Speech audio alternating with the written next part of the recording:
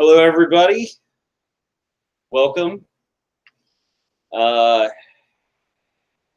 this is Believe. We are talking this week about episode 5 of Good Omens. And I'm quite excited to talk about this episode because it, for me at least, was probably quite possibly the most true to the book. So we have some people here in the chat. Johnny Be Crazy. We also have, of course, Brown Holler, the one spanner that rules them all. Zeta Alpha. Julianne89. Peter Griffin. And hopefully a few more people will be joining us soon. So this episode starts off with a very touching scene, doesn't it? Oh, by the way, sorry, I'm a horrible host. I'm joined here by Amy Truer Than Tru and Baelzeben. Hello. Just waiting for you to just dive straight into it. You're all excited.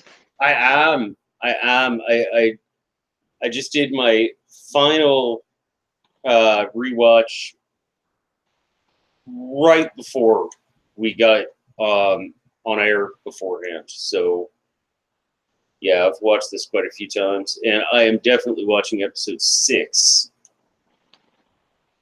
right after we finish today. Oh, it'll be our bedtime right after we finish. Actually, our bedtime's probably kind of in the middle of all our waffling. Our bedtime's in about half an hour. Yeah. Yeah, you guys are way in the future. Mackenzie's calling you Djinn St Crowley in the. What? Mackenzie's just called you Djinn St Crowley. Djinn St Crowley. Yeah. Word. Crowley. You know. I could definitely leave that. By the way, if you, I want to do this cosplay so much. I just need 12 more subscribers. I'm not trying to subscriber beg here, but please share this out with your friends. I'm sure there's a few people you know who like Good Omens.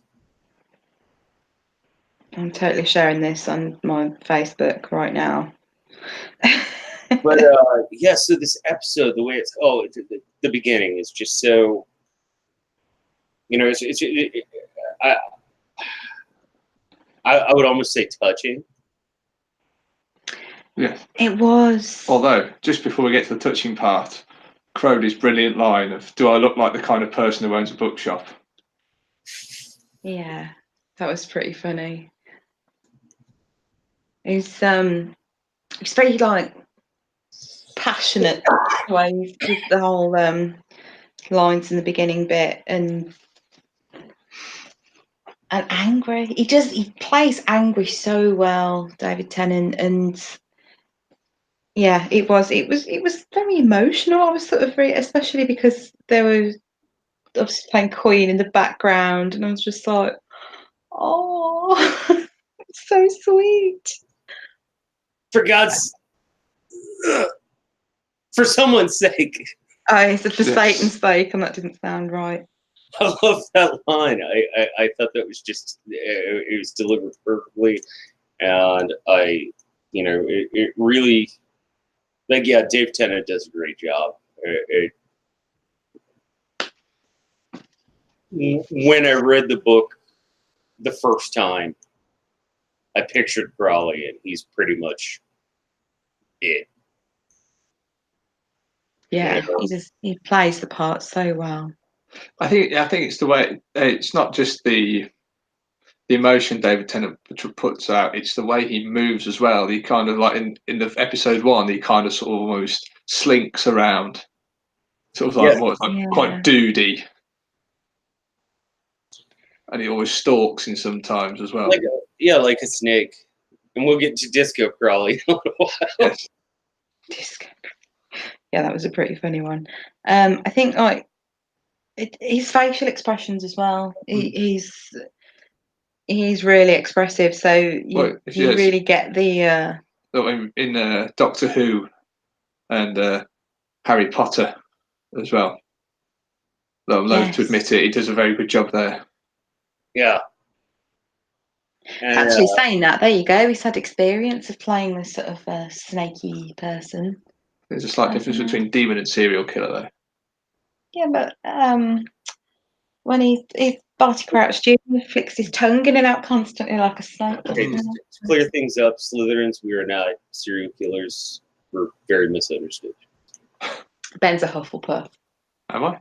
Yeah. Oh, all right. Well, we've never actually done the sorting thing with you, but if we did, refuse to. I think you'd be a Hufflepuff.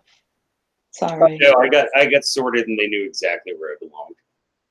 I am literally 50-50 Gryffindor and Ravenclaw. So I'm a Gryffindor because that sounds better than Ravenclaw. Gryffindor sounds kind of cool. Yeah, day I walked in, they were like, "You didn't even need the fucking hat, dude." Yeah, I think it depends what kind of day I'm having. It depends which one I am. They were like, "Yeah, you're sketchy, you know. Means don't matter as much as ends to you. Yeah, you're definitely You're a Death Eater." That's what happens when you wear sunglasses indoors. If they're wrong, actually, I'm practicing because I'm gonna have to. Here we are. I've got my super goth sunglasses here. Look, I even have bats on them. Nice. I actually, it's jumping ahead a bit, but I do love the scene much further on when Crowley opens his his glove box, yes. His glove box, and it's full of sunglasses because, like, the sun guard thing the visor, on my passenger side, I have like 7 pair of sunglasses. So my sunglasses are really dull because they're prescription. Oh yeah, they are because you're blind. Yeah. See, I end up buying new sunglasses every year because I'll buy sunglasses like in the summer and then lose them. By the time I get to September, they've vanished. Somewhere in our house, there's like about eight pairs of sunglasses breeding under a bookcase somewhere. Or Oh, hi Sasuke. It's no problem that you haven't watched Harry Potter or read it, but you ought. Like, it really is some good stuff. Well, I don't know. It's definitely not a problem if she hasn't watched it. She's not missing out. Hey, it's not that bad. You could still do the sorting hat quiz though, Sasa. You don't have to. I love Ben. He is such a book snob. It's great. It's awesome. No, Did you even enjoy the books? No, the books were awful. Yeah, I didn't think Harry Potter as a whole is awful. There's not time to go into it now, but I devised a mashup of Harry Potter and Game of Thrones, which according to the people at work was hilarious, but it would take far too long to explain. Well, you have to start your own channel. I will. Just Ben's polite ranting. Ben's rants. Ben's very civilized rants. I can do that. Oh, I would totally subscribe to that. Thank you, Brian Holler. You're a funny grump, at least. Yeah. Should have worn me flat hat and come for the full curmudgeon, shouldn't I? Yeah. Then you have to start moaning about his curmudgeon award because he's worked very hard to be the top curmudgeon. Exactly. He claims it himself all the time. Who are we talking about now? You? Me? Yeah. Oh.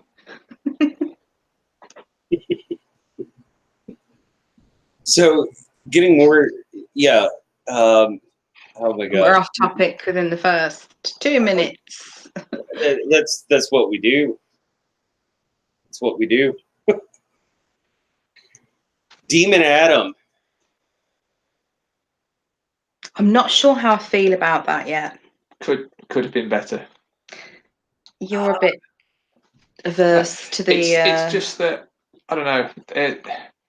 Even if they'd just done like a slight, like Vox effect on his, while he was speaking or something, I couldn't tell if there was something in the background here and there because it was very faint. But I thought they might have just done something to his voice because it kind of sounded and looked most of the time until they got his eyes going. Before that, it just sounded like a kid having a strop. Yeah, and he is kind of supposed to be doing that, but you sort of get the impression reading the books that there's more going on. You kind of almost expect like there to be sort of like a bit of a resonance to his voice and almost like the power in his voice, but then in the show there isn't. And obviously, although script-wise, the lines are pretty much straight from the book, which was lovely. I can follow that on the same note. It's something that I would want to watch with like I honestly feel like the show you could watch with a kid. You probably could actually. Just thinking out it, I don't think there's anything in it that. There's one F-bomb so far, isn't there? Yeah, from Aziraphale of all characters as well. Yeah, I wouldn't have a problem watching it with the girls. Actually, I think they might. But Leia would enjoy it because they'd get bored after half an hour and wander off. Yeah, there is that. Making it too much like The Omen or something. Yeah, it's not scary. It might be. Like I kind of like that Adam doesn't have this concept that he has to scare people. Like he really doesn't understand how messed up what he's doing is. Yeah, and he feels guilty, doesn't he, when he realizes? Oh yeah. I mean that's what makes this a great book and a great show, I think. He feels guilt. He's not just like the Antichrist has free will.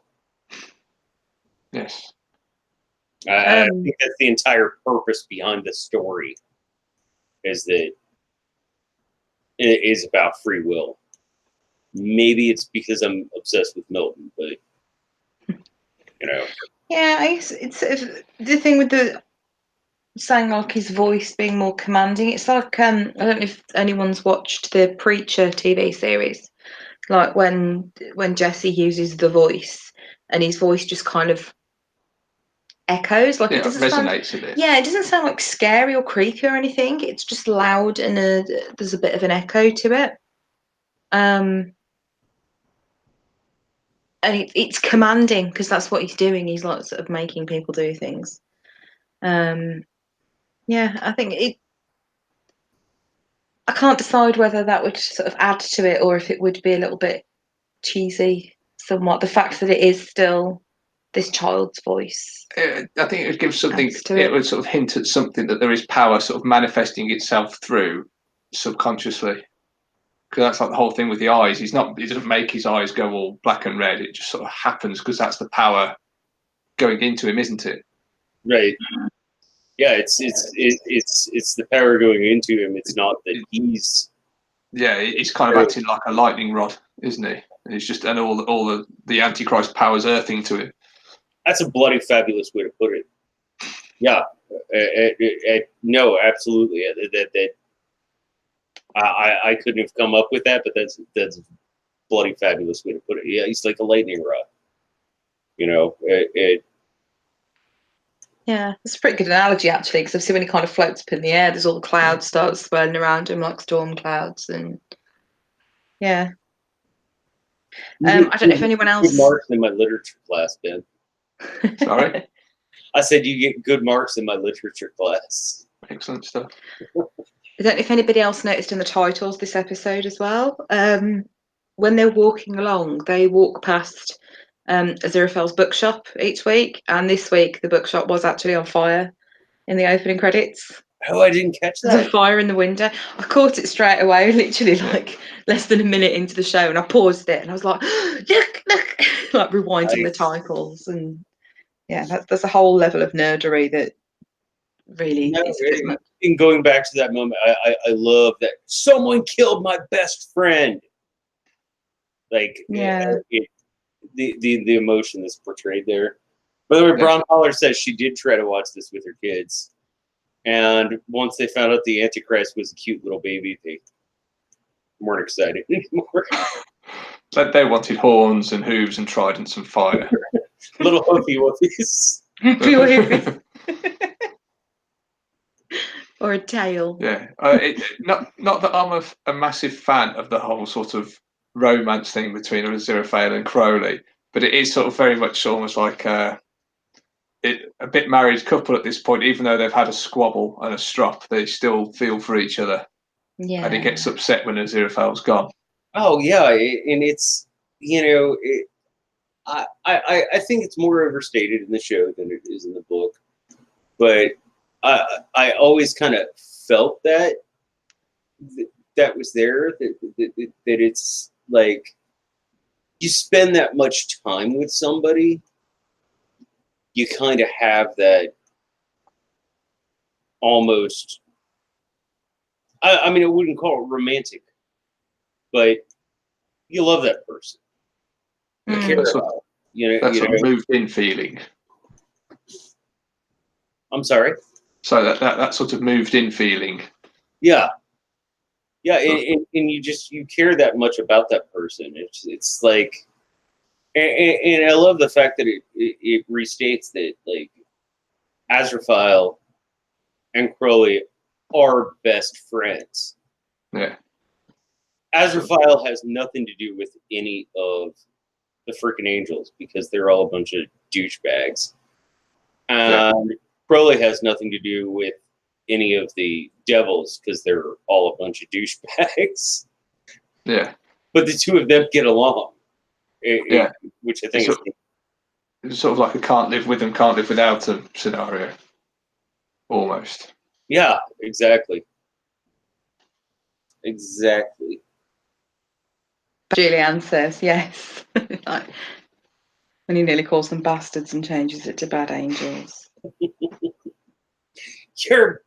You bad angels. Yeah, I love that. Because it's funny. You think about, God, we get so sidetracked here, but when I was like a kid, bastard was like a dirty word. Now you say it and it's like whatever. It's like a greeting to some of your good friends, isn't it? Oh, you old bastard, how you doing? Like there are like 3 words that I'm not supposed to say, and there used to be like 20. Oh, the times have changed. So, it's quite. speaking of Azraphale, I'm sorry, Amy. I was going to say it's quite sweet, and obviously using the Queen songs again. Like it starts off with best friend and then goes into somebody to love. It's kind of, yes, they're best friends, but more than that. Like it's a bit deeper than that. But I think I've said before, it's like platonic romance. Like they love each other more than friends, but not in a romantic sense. No, when you said it, I think it was last week. I love that phrase, platonic romance. I mean, that's what the story is. It's about a platonic romance. So you do remember the Queen songs feature in the book, don't you? Do? Yeah. Yeah, that's right. Everything turns into Queen. It's been in the car for a little while. And the thing with the sunglasses as well is like, oh, I shouldn't litter, should I? Oh, but maybe I should. Conflicted. It's what a demon would do. Exactly. He's embracing his demonic urges to drop a piece of plastic in the street when there's going to be debris everywhere from the shop basically exploding. And but yeah, it's pretty funny, and he just comes out completely soaked, like. And then Shadwell, we were just talking about this before we went live, thinking that he banished a demon with his all-powerful finger, and that's just straight from the book. Yes. I 4 think fingers, 1 thumb. they did that so well, because in the book, the way it's described, it's very much, he's kind of walking around like this, and he's almost scared of his own hands, and he doesn't know what to do with it. And like even when he goes to knock the door, like he doesn't want to use that hand. Yes, and we talked about this last week. Madame Tracy is played so perfectly. Yes. Oh God, her later on with the seance was amazing. Kind of skipping ahead a little bit, but that was we'll definitely so get good. balance. But which takes him in, and she's just like, "Oh yeah, let me make you a cup of tea, and you can lay down." And he's freaking out, and she's like, "You're crazy." Yeah. So nice and polite, and the bed. The bed, well, the whole room, it's Full all of cuddly toys. pink and fluffy and girly and, yeah, cuddly toys. And Oh, and the pink glittery flogger as well. well, that was the best bit, wasn't it? It was. All these cuddly toys. And you think, oh, maybe she doesn't actually do what it's hinted at that she also does. And then, yeah, then he finds a flogger hiding under a fluffy Teddy bear. unicorn. I love the squeaking too. Yes. Like when he lays down and the toys squeak. I think it's so perfect. It's like because you know you have that concept in your head that if she has this like child's playroom set up with a flogger too, it's probably used for certain purposes. And Oh God, Johnny in the chat. She may be my new Septim Ordain. I like them with some experience. yeah, that's Johnny. Don't make us kink shame you, Johnny. Those cuddly toys must be a bugger to wash out afterwards. Yes, and Bronca Holler, good pickup. The photo of her when she was younger. I thought that was really cool. It was actually. You're right. Yes, you filthy creature. Ben was just talking about how difficult the cuddly toys would be to clean. Yes, that would definitely be. Yeah. Yeah. Yeah. This isn't gonna make me like vommy though. I have my vommy moment later in this episode, which I'll talk about for as short of a period as possible. So after the stuffed toys and not stuffed toy, we go to Aziraphale arriving in heaven, and he's told off because he's late. Oh, yeah, it's like the quartermaster. Yeah. Yeah, I love the. Okay, so are you either of you familiar with? Because I think they would use them. UK badge rankings, like what? Vaguely, yes. I thought it was quite funny because the uniform they were handing out was very sort of much in the style of the British Empire, with like the high pith helmets, Right. And the white blazer. Obviously, in Empire times, that would have been a red blazer. Like I kind of assumed he was a sergeant major, but yeah, quartermaster would be even more funny. Yeah, no. If he's giving out the stuff, he's quartermaster. Yeah. That would actually be a lot more funny. Because he's not even an officer. He's yes. Yeah, that makes it 10 times as funny. Okay. Yeah, he's kind of trying to throw around some authority that he doesn't actually have. NCO, I think, would be the term. I think the best thing is that he says Aziraphale's the Angel of the Eastern Gate, and he's got a whole platoon waiting for him. You imagine Aziraphale trying to lead part of an army. It's just the most... Again, this goes back to something I said the other week. Anyone who's seen Dad's Army, he would be Sergeant Wilson. Yeah. It would be awfully nice if you could charge now. It's just like the thought of him even attempting to fight at all is comical, but him trying to lead a whole platoon of angels with flaming swords. And yeah, obviously and the sword gets brought up again. It does every episode without fail. Yeah, I do think that's a thing. The sword has to get brought up every episode. It does. But, well, it's not my fault. She was having a very bad day. Yes. Although that's almost not the subject there. Aziraphale brings that up, isn't it? But it's the quartermaster's more pissed off that he's lost his body. You're issued with one body. You were issued with a body. Where is it? Yes. Yeah. And I love how he's like disincorporating still. Discorporated, yeah. And he said, well, you know, it was 6,000 years old. And he's really, the quartermaster is well and truly pissed at this point, isn't he? And then it sort of gets to the point of, look, just get your uniform on and go. We'll say no more about it. yes, you can take the sword out of his celestial wages. Yes. And calls him, I think someone's just said it in the chat, Bronholler says he's called a sorry excuse for an angel. Pathetic excuse for an angel, I think he said. And Aziraphale agrees. He's kind of like, yeah, I suppose so. I also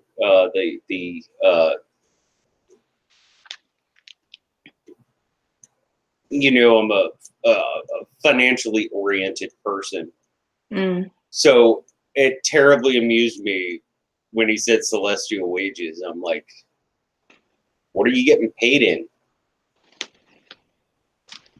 That's a very good question. And what would you also spend it on? Yeah, and what would you spend it on? I'm going to guess the Aziraphale probably actually gets paid in real money and spends it all on food, particularly cake and crepes. Sushi. And sushi, yeah. And nice clothes. Yeah. Oh, not nice clothes. I mean, he's had the same coat for 180 years now. But it must be a bloody good coat in the first place, though. Maybe he's just bought a stock of them. He's got a wardrobe with about 100 in it. Yeah, I could see that actually, just all perfectly lined up. All like the same pair of shoes and trousers. Actually, I bet Crowley's wardrobe looks like that as well. Oh yeah, definitely. Would he need a whole wardrobe? I mean, like 20 pairs of those such skinny, skin tight jeans.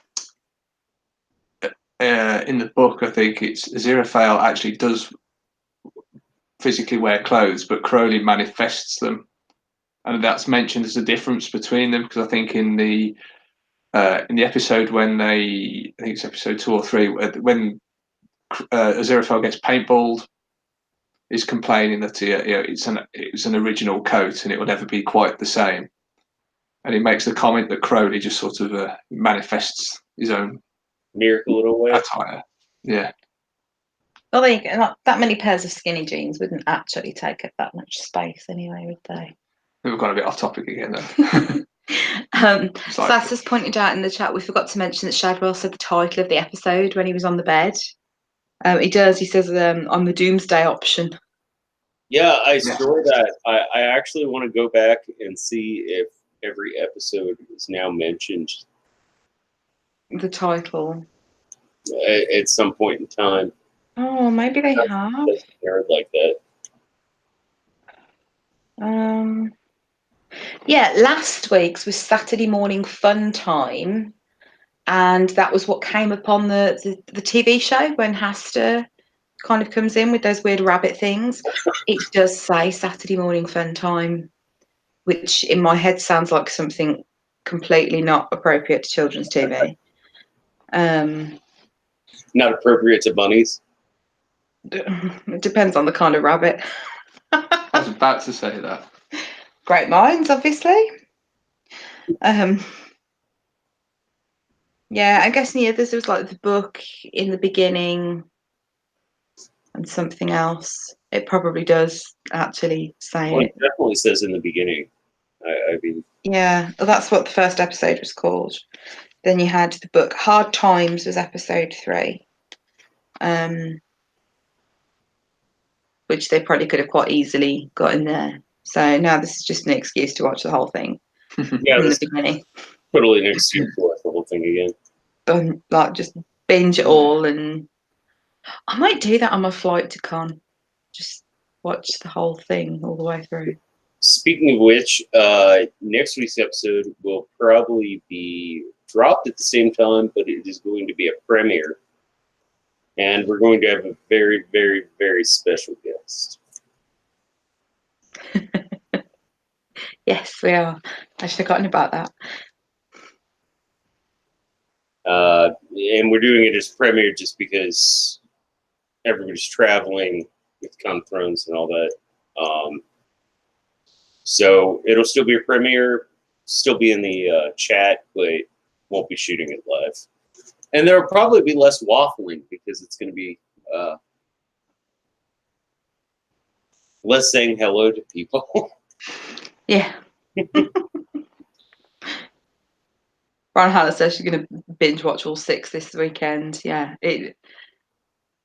I think it's almost designed to be watched one after the other like that. I think that's probably why they actually dropped them all in one go, because each, the ending of each episode, you just want to go to the next bit straight away, and it follows on quite well. I actually think it was Johnny who was saying that to me, that like Amazon pretty much designs their shows that way. To binge as opposed to watch like episode by episode. I think it was Johnny who was talking. Yeah, I don't think it's uncommon for them to do that, like doing a whole chunk in one go like that. Whereas, normally stuff like this would be episodic, where you'd get one a week. Like they didn't do that with American Gods, did they? They only released like one episode a week for that, so we had to wait. And right, but American Gods was on another network, and Amazon was just releasing it. Oh, was it? Oh. Yeah. Over here it was on Stars. Oh, we don't have that here. Fair enough. I can't think of anything else I've watched that's a Prime exclusive.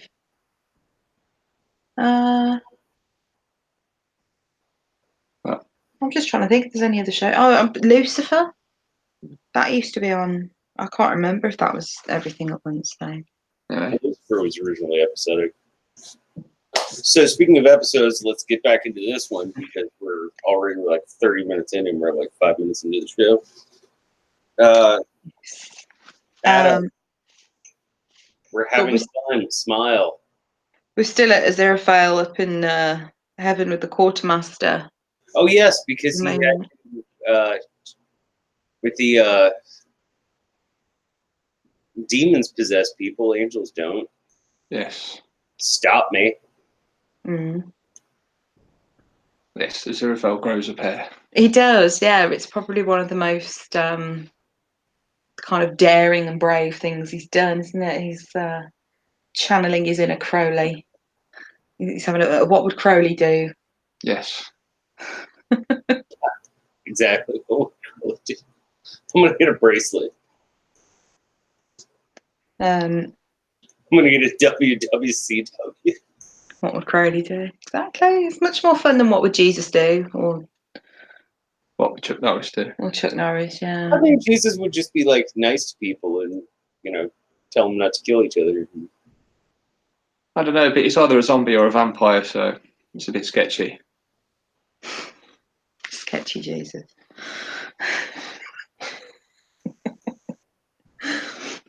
Fair enough.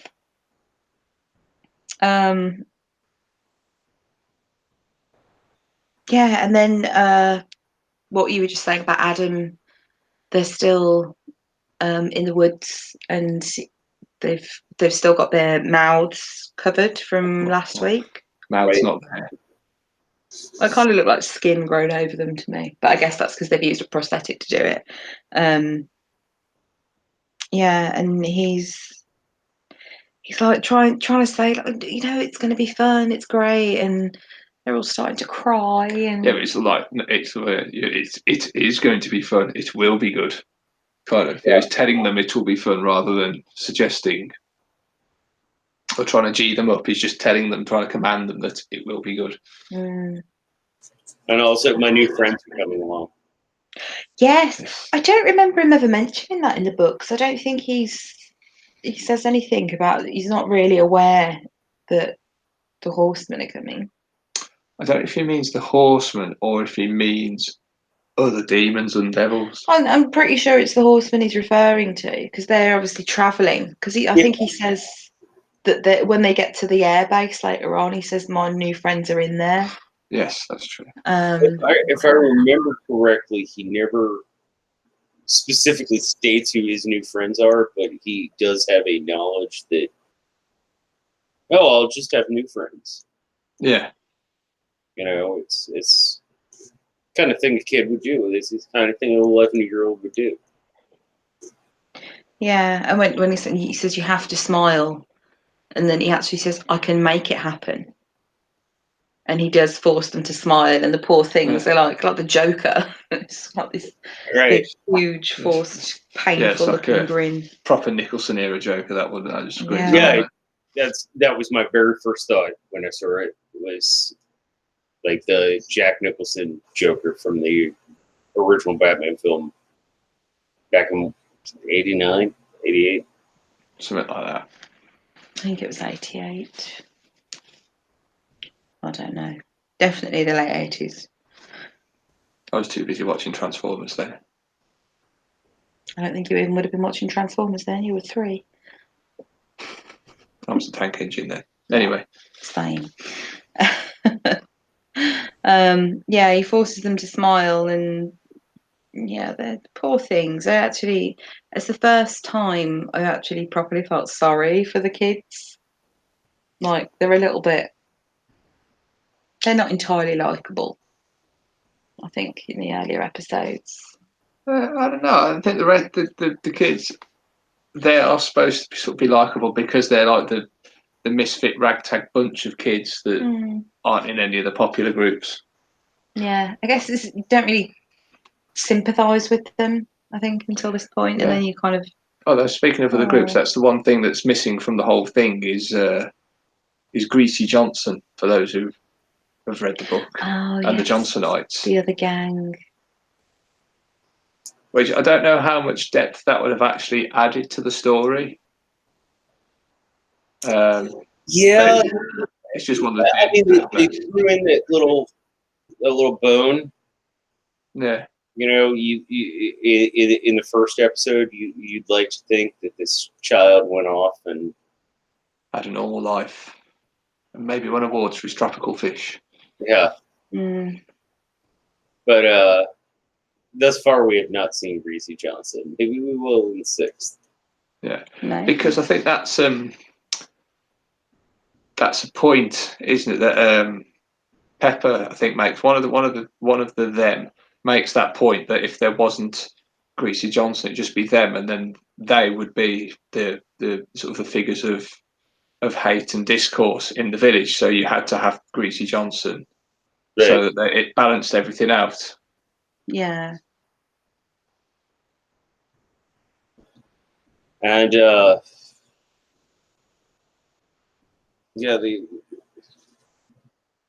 we move on to Newton and Athma, and I know who are now on top of the bed instead of under it. Yes.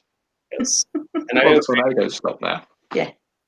I know Ben's not the biggest Anathema fan. I personally, one of the things that I noticed in this last watch through is, I'm not sure if it was intentional or not, but the cadence of that actress's voice is almost exactly the same as the cadence of God's voice. Is it? Oh. I hadn't noticed that. Yeah, it's almost like it's almost dead on. It's uncanny.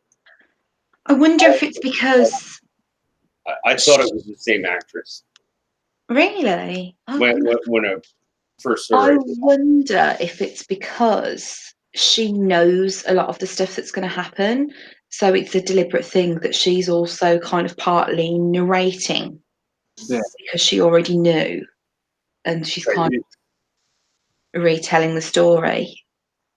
Like Agnes is totally different actresses, but like the cadence and the delivery and the inflection in their voices are almost exactly the same. Yeah. Oh, I'll have to re-listen to that because I didn't pick up on that. I wonder if she's done that previously as well. Some of the earlier episodes. I quite liked Newt in this one. Did you?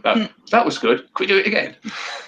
That's Straight from the book as well, isn't it? Straight from the book. And then, and also his whole, I mean, I can't remember word for word if it was straight from the book, but his whole conversation with Anathema when he's like, why don't you just do things for yourself? Like, do what you want to do. Can't let you, a 400-year-old witch, Yeah. I'm sure dictate you. that is mentioned once or twice. But it's quite funny because you sort of get a brief moment in this scene of the new invigorated Newt, and then later on he sort of goes back to his sort of old cautious self again. Yeah.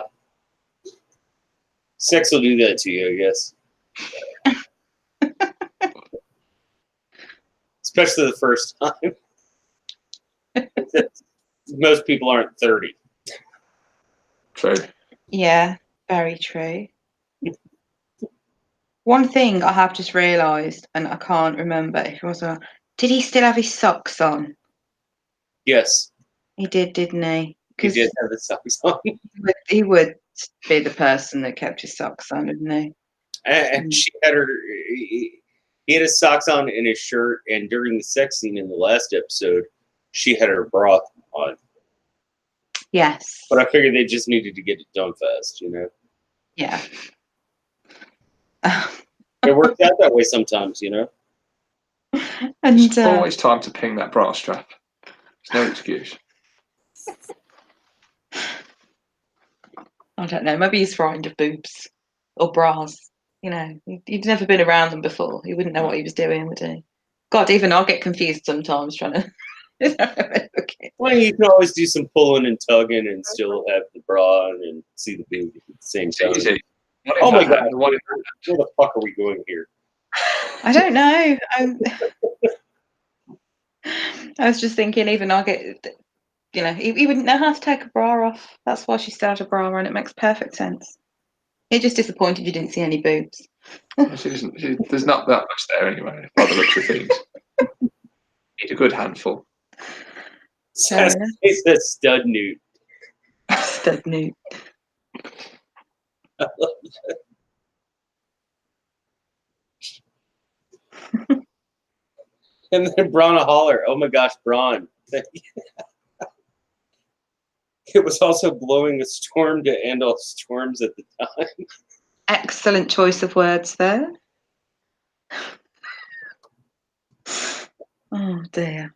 Oh, you get a silent slow clap. Got to be the slow clap, hasn't it? At least that doesn't give you the face rash like the nylons do. Right, exactly.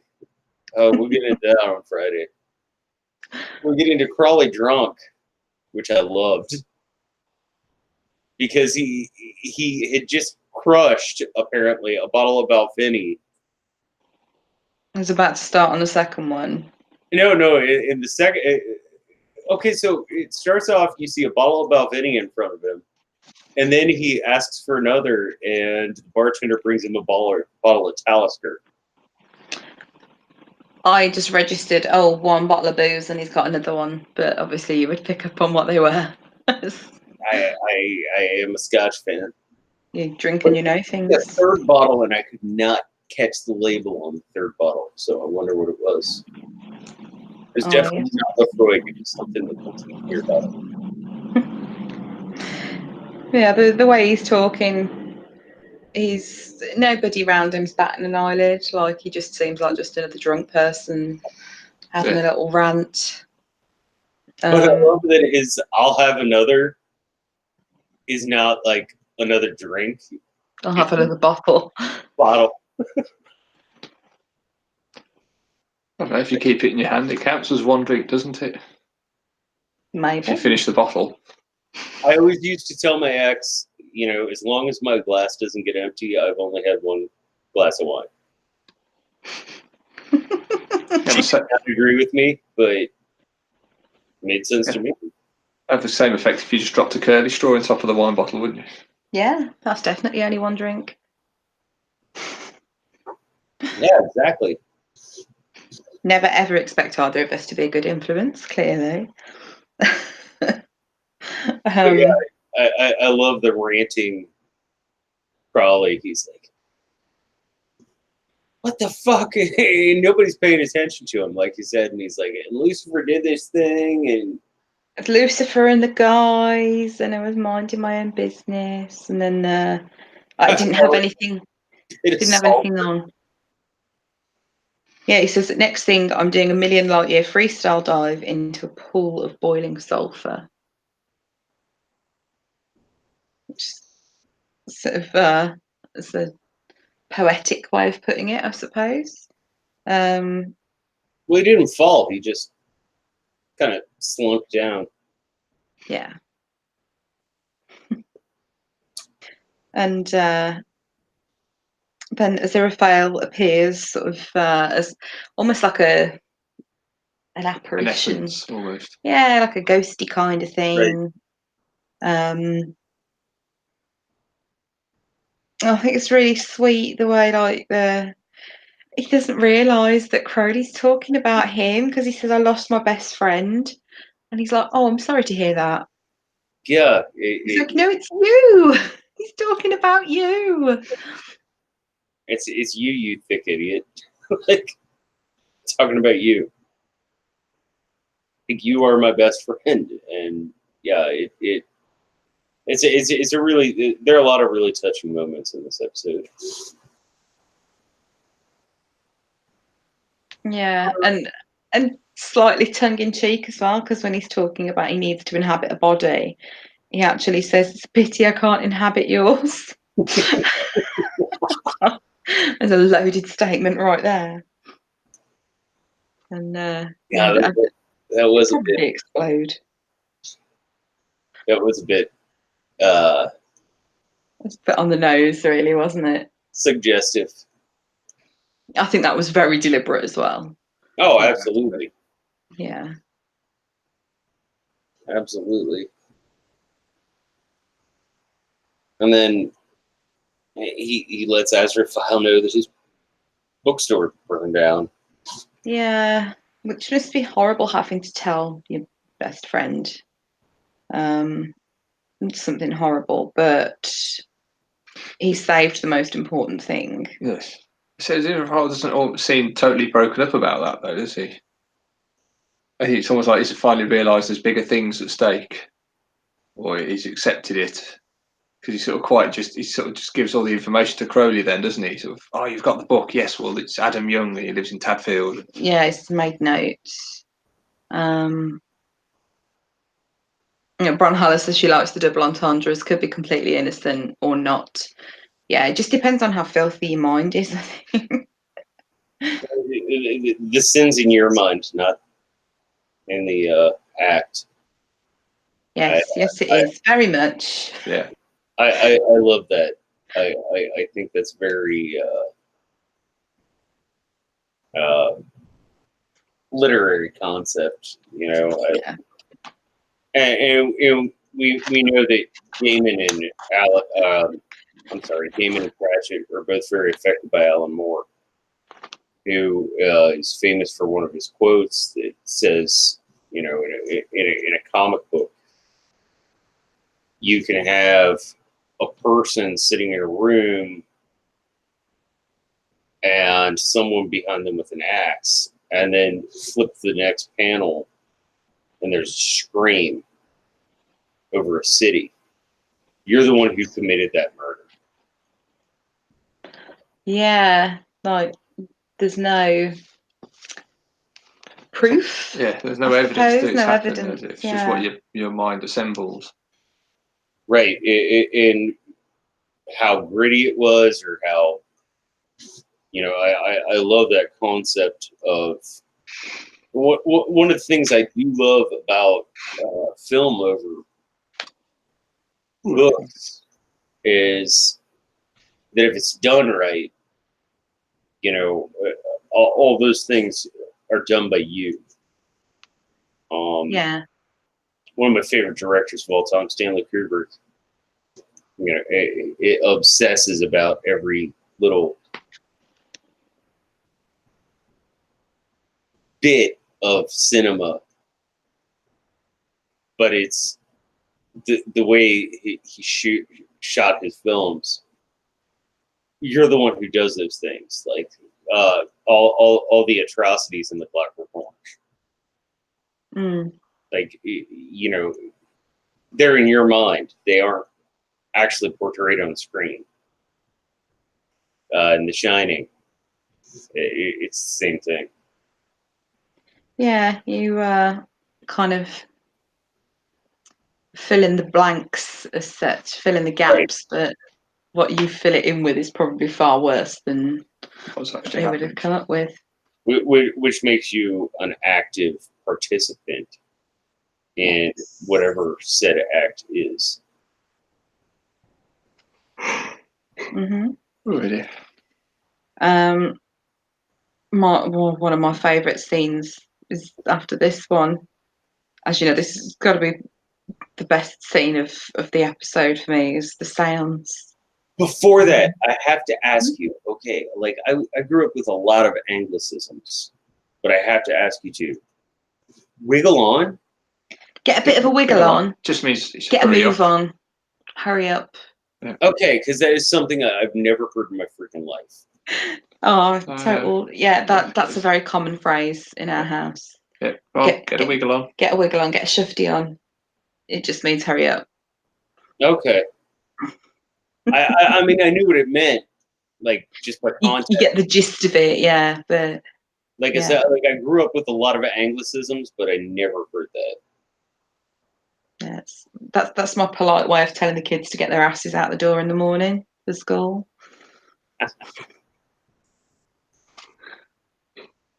Rather than get in the fucking car.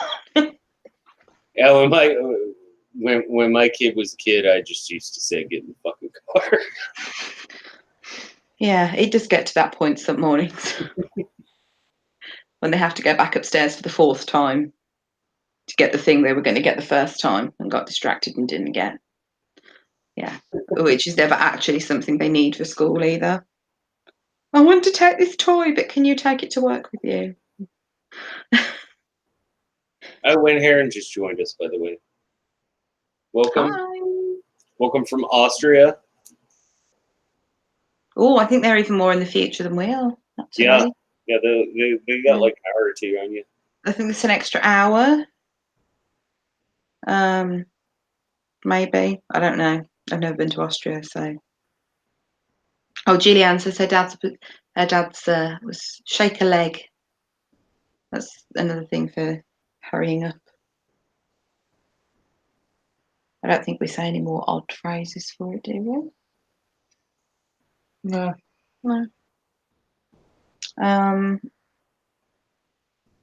So the seance. The seance.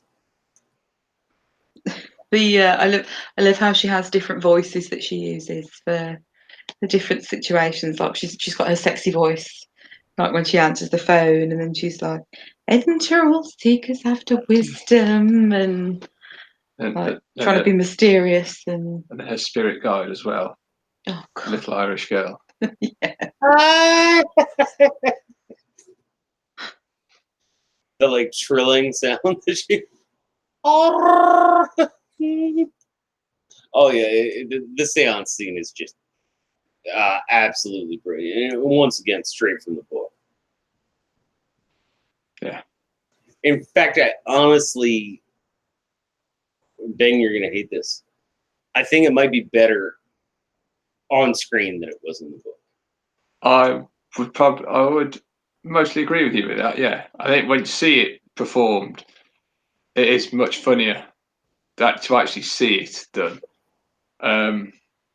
One of my favourite bits of that was actually the bit with is it Mr. Scroggy? Is that his name? The chap there, and it's hilarious because I don't believe in this seance and spiritualist and all that kind of stuff. And I would love one day to go to one of these people and just heckle them. Anyway, he's going, "Oh, now I'm getting the name of John. Oh, no, I saw him walking the dog the other day." And it's those kind of things. I thought it was brilliant. And she goes through all the names. She's like, John, Dave, Tom, Bill, yes. Steve. I know a Steve. Oh, no, it's Dave. Yes. He says he's very happy. His name. And yeah, I know Dave. He's speaking from beyond the veil. I just saw him the other day walking his dog. Yeah. That was lovely. I thought it made me laugh. No, I absolutely thought it was brilliant. And all, yeah, the other characters actually in that seance are all very well done as well. Like Mrs. Omerod. Oh, She's a full battle axe that she is in the book. Absolutely cracking, isn't she? Yeah. And it's enhanced by the Yorkshire accent, I think, as well. Because I it's sort of paid a my very, money for this seance. I have seniority. yes.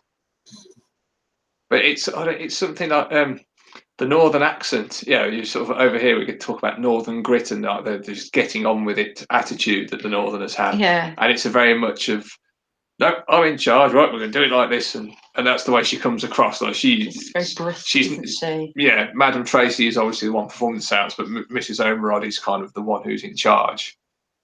Right. It was very funny and very well done. I mean, for an American, I get that sense, but I don't pick up those nuances. You know what I mean? No. Like the little linguistic nuances, such as that. Which what did you think of her Irish accent as well? Oh God, it was bloody fucking awful. I think that was what made it so funny. It was horrid. But she didn't say top of the morning though. She didn't. She said, Begorra. Oh, anytime anybody says top of the morning, I want to punch them in the fucking face. Just like, where are you drinking on March 17th? I'm not. I'm going to mass and then I'm going to work. To hide. That's what we do. That's what Irish people do on St. Patrick's Day. We go to mass and then we go to work. We don't drink until we vomit in the middle of the street. Drinks with green food colouring. A novelty shamrock hat or anything like that. Yeah. It is starting to get a little bit like that over here now. I mean, starting is always like that. Yeah, over here, it's like the new tradition. You've got to have some sort of Irish lineage in your family. So it might be your great aunts, grandmothers, landlords, neighbours, dogs, goldfish, who's Irish. But I'm going out to celebrate St. Patrick's Day. Yeah, we refer to them as plastic paddies. That's what they get. Irish by proxy. Yeah. Plastic patties. You know what? I am not going to take offense at that. I'm actually going to say that is awesome. I didn't think it would offend you. I wouldn't have said it if you know what it takes to offend me? I wouldn't offend you on purpose unless you deserved it. No, I'm just saying, do you know how much it takes to offend me? Well, yeah, that's... I've heard your jokes. But yeah, I think we've got like a whole kind of Irish quarter in our city, so there is a big thing of there being a St. Patrick's Day parade, and you do get a lot of the people kind of jump on the bandwagon, as it were, or the parade float. For the day of year, everyone pretends to like Guinness. We do like Guinness. Yeah, we do. We drink Guinness year round, and neither of us have any Irish heritage, so there you go, or not that we know of. I drink Guinness year round. Guinness is wonderful. Yeah. In fact, I think I was drinking Guinness during last week's stream. Oh, I was. You were? I think we both were. Yeah. I remember because I always rewatch these things so I can make sure I didn't make too much of an ass of myself. Try to do something. But yes, the seance, and then the arrival of Aziraphale. Oh yeah. Straight out of the book. Yes. I really love the way they did the voices. They sort of flipped from Madame Tracy to Aziraphale, and the combination of both. And then it almost like tuning a radio. It sort of wavered between them as well. I liked really that well when done. they'd got the voices overlapping. It translated onto the screen so well. And I love that there's a bit when she when it first happens and there's all the weird noises. She goes, "Is it Ron? No, it's something real." Fucking brilliant. Yeah, absolutely Just the whole scene, the way it's done. Wow, I just love. And we'll go more into the mirror scene here in just a second. We do need to talk about the meetup at the cafe. Yes, the horsemen together. And something that Ben and I gushed about in You our did. stream for quite some time. Yes. I want either Famine's bike or Pollution's bike because they're both awesome. Famine's bike for me. But like I said beforehand, I think Death should have had Famine's bike. Right? Yeah. Both of them are so Actually, it would have made sense had they swapped, because Famine having like the skeletal thing makes total sense, doesn't it? Yeah. Yeah. I mean, I'd almost imagine if anyone ever saw the Ghost Rider film with Nick Cage in, I'd imagine Death riding something like that. Yeah. I'd always picture Ghost Rider on an Indian. It always disappointed me that he was on a Harley. Oh. But that's just me. I'm a huge Indian fan.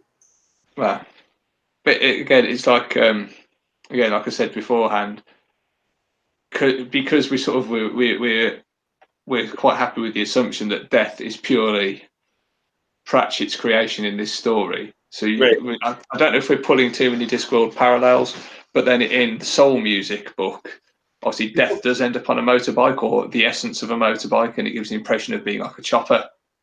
And that's kind of what you'd expect Death to be riding, sort of with the ape hanger handlebars. Oh my god! Have you ever ridden a bike with monkey hangers? No. Oh, they suck. They're awesome. They're awful. Death's 7 foot tall, so yeah, Death's 7 foot tall, and his arms probably don't get tired. But yeah, ape hangers, not fun.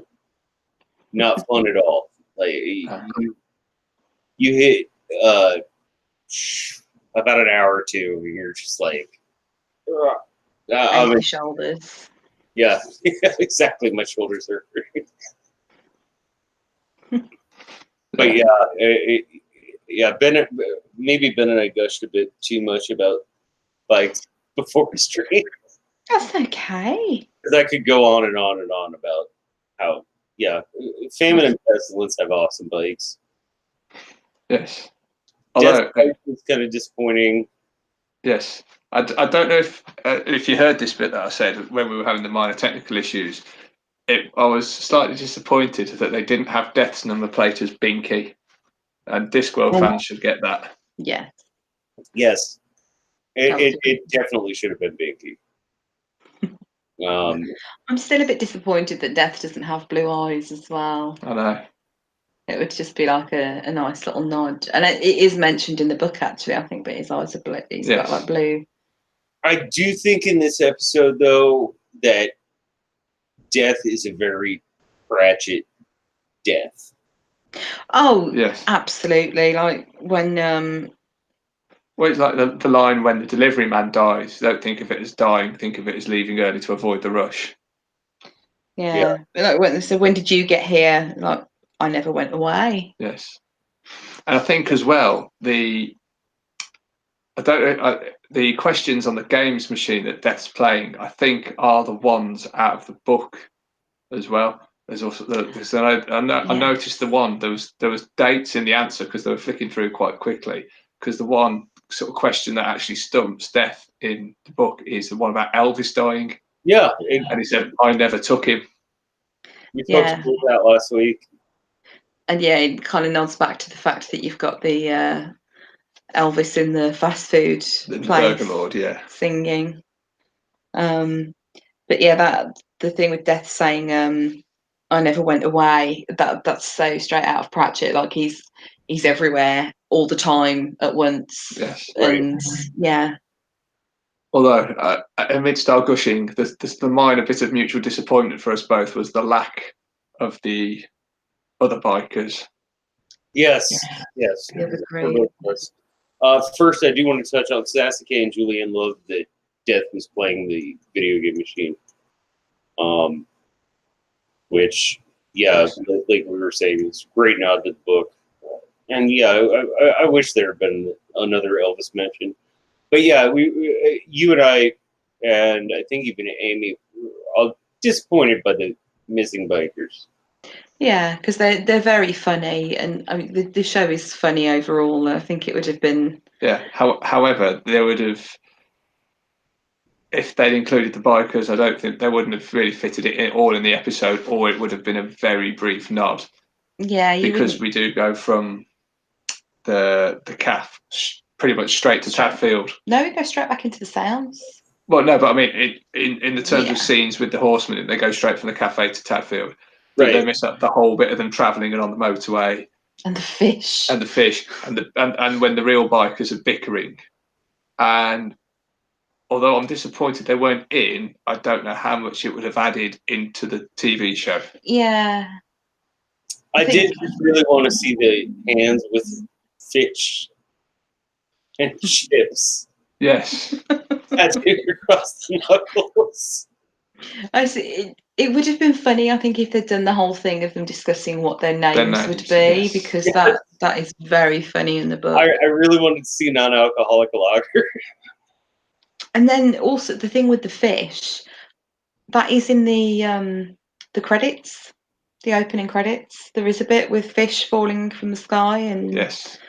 Oh, really? Okay. onto a lorry. Yeah, it's been in every week. There's fish falling from the sky onto a lorry. It's because Aziraphale magics the UFO and it turns into fish. Yeah. So I wonder if that's they've kept that as a little nod to it, but they couldn't fit it in. And I get what you mean. Like it doesn't add a huge amount to the narrative. No. It's just it would be a funny little nod, funny little side thing. Yeah, in fact, thinking about it, I don't even know if it would work as well on the screen as it does in the book. Like it's funny in the book where the horseman who eventually becomes non-alcoholic lager. Like he goes through like 9 names. Yes. Yeah. Like he can't decide on one. And there is one of the bikers when he was in jail. The only book he could read was the Bible. Yes, and yes, because he's clued up on all of it, isn't he? He's like, no, I think they're really here, like because they're supposed to be Iron Horsemen, which is a motorcycle club, and he's like, no, I think these are the real ones, which I always found rather humorous. Yes. I did also, just a quick nod to this, but I did like War's biker jacket with the chainmail on the shoulders. I thought that was a cool touch. Yeah, definitely. The whole progressive physical change of the 4 horsemen during this episode, I think, is really awesomely done. Yeah, particularly the bit in the sort of near the end as well, where you've got death and pollution and like there's stuff oozing out their faces. Like death suddenly got blood, pollution looks like she's covered in oil. And by the end, like Gaiman looks totally terrifying. Yes. Oh, with the teeth and that is so cool. And especially I mean, we're jumping ahead, but their dialogue, their script. I mean, but I think, if I got to drop acting chops on this episode, it's I'm not even sure the actor's name, but whoever played Famine is, because he comes across it when he's like, "Oh, winter." And he's talking about nuclear winter, isn't he? That would come after, yeah. And it it's all about the delivery for me. And as well, speaking with those ridiculous teeth in. Yeah. Like you can hear his voice change because speaking around those, but they look like they'd be very, very hard to actually speak in and still express yourself properly. But he Yeah, certainly well, does a good job with it. if it were done any differently, it would come off as ridiculous. But I think it came off as like I said, like terrifying. Do you know what it reminded me of? I don't know if you ever had this advert in the US. Do you know what I'm going to say? No. Is it the Judder Man from the Schnapps advert? You don't remember it? There was this. It was a creepy advert, and there was a woman reading a poem over the top of it, and there's a little puppet that's got like this spiky hair, and he's like all frosty, and then there's a real person sort of playing it as well. It was like Beware the Judder Man. No. It might have been Archer's, specifically Archer Schnapps, but it was a really weird advert, and he looked like the Judder Man. If anybody in the chat knows what I'm talking about with the Judder Man, No, you'll make have me to, look less crazy. you'll have to post send me a couple adverts. I still owe you some Allstate adverts because American Gods. Yes. The man who plays Mr. Town is also the actor who does all the Allstate commercials, and they're so good. And so, yeah, we'll do some commercial swapping. I have to grab my charger, or my phone's going to die, and I won't be able to read the chat. So I will be right back. Okay. You guys want to walk? Shall we go back to the seance then, don't we, after the bikers leave? Yeah, I'm actually finding a link to the Judder Man advert, and I'm going to share it in the chat, just because everyone should enjoy the Judder Man post-stream. Because why not? There's a joke in that somewhere. Oh, no, I wasn't trying to be rude. Sin is in the mind, dear. Copy the link. Now I'm confusing myself now because I've already got the tablet on. We've got this on the laptop, and now I'm gonna try and put it on using my phone. Right. It's a whole new level of multitasking. This is multitasking.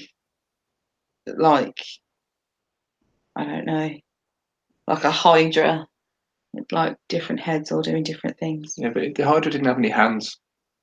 It could have. Right. I think I shared that now. Yeah, it's come up. So if anybody does want to watch the Judder Man advert after this. So the seance, I think we go back to it, and this is where Aziraphale actually. This is when has she kicked out all the other participants by this point? No, not yet, because he does come in, and then. We get Ron Omerod's speech, don't we? Yeah, we get Ron actually does come through, because she's saying, "Oh, is Ron with you?" She was saying that before, and she says, "Is that you?" And he's like, "No." And she's like, "Well, I want to speak to him." So he's like, "Oh, well, all right then. Yeah, here you go." And he's like, "I'll hand you over, but you must be quick." Like he's passing on a phone call. Oh, another scene straight out of the book. Yes. Yeah. For those who didn't see the credits, the Ron voiced by Johnny Vegas. Oh, it's already been mentioned in the chat. I think it was who mentioned it.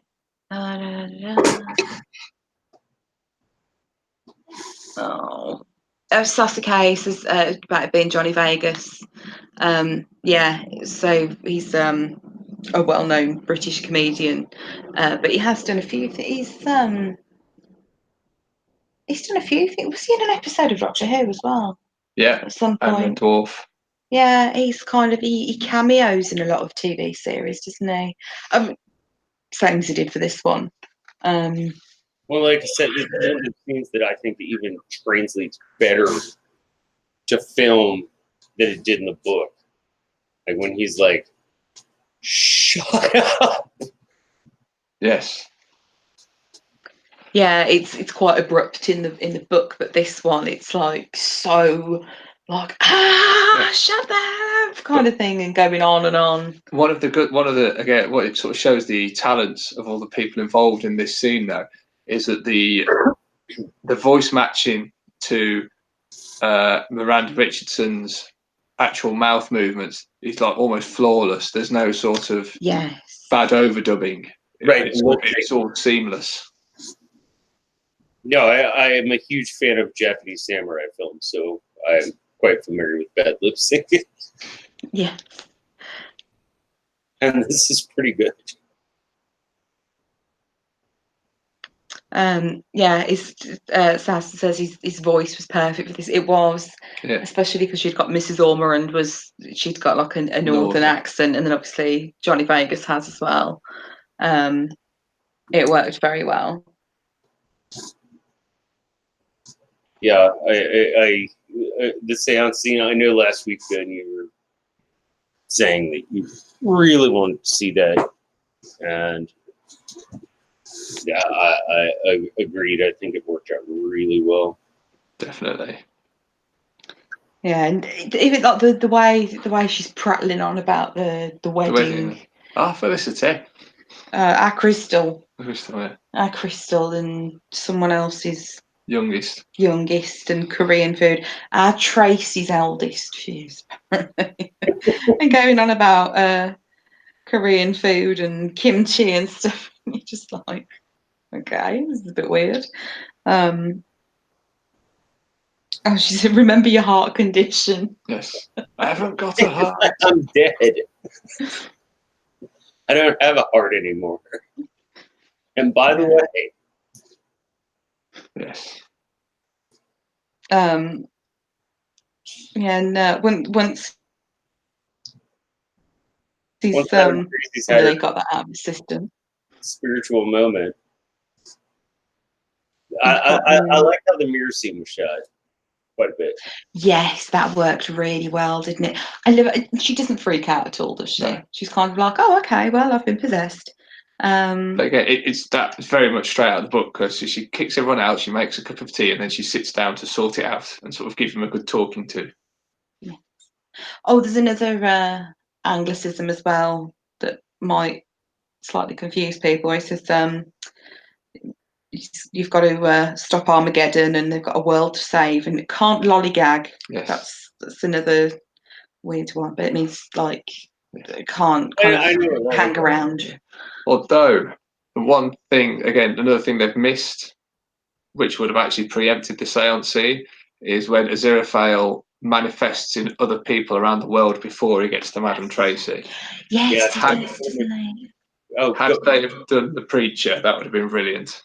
That was one of my few disappointments with this episode, is that he did not embody his soul in the televangelist. Like, especially, I don't know if you have them like we do over in the UK. No, we just have people who set up the mobile pulpits in city centres and shout at you. Yeah. No, I mean, it's ridiculous. We have whole channels. Mm. There is actually a channel on our cable called the God Channel, although I can't say I've ever actually watched it. That is genuinely. Well, no, I'm just talking about whole channels of televangelists. Like, this isn't a religious thing. This is like, my father always amuses me with his who, by the way, is a preacher. Don't make me scream, don't make me shout, just turn those pockets inside out. Oh, it's fantastic. He always jokes about that, because it's ridiculous, and I really do wish that scene had been put in the show. Yeah. I'm gonna bet when they drop this on DVD or Blu-ray, that was a cutout scene that's gonna be added back in. I hope so, because it's so iconic. Yeah. Yes. So, am I on television? Yeah, we definitely don't get this. I don't know if there are even any channels on cable with stuff like that. I mean, I think it's definitely a US thing. Yeah. I think like the only sort of got songs of praise. The only kind of religious type things that you get exposed to kind of by accident as such would be either Jehovah's Witnesses knocking the door, or like you were saying, like street preachers. They're a bit of a thing, like in the city centre. Often they'll just stand there and shout. Sometimes they'll have a little loudspeaker as well. Jehovah's Witnesses are usually very polite.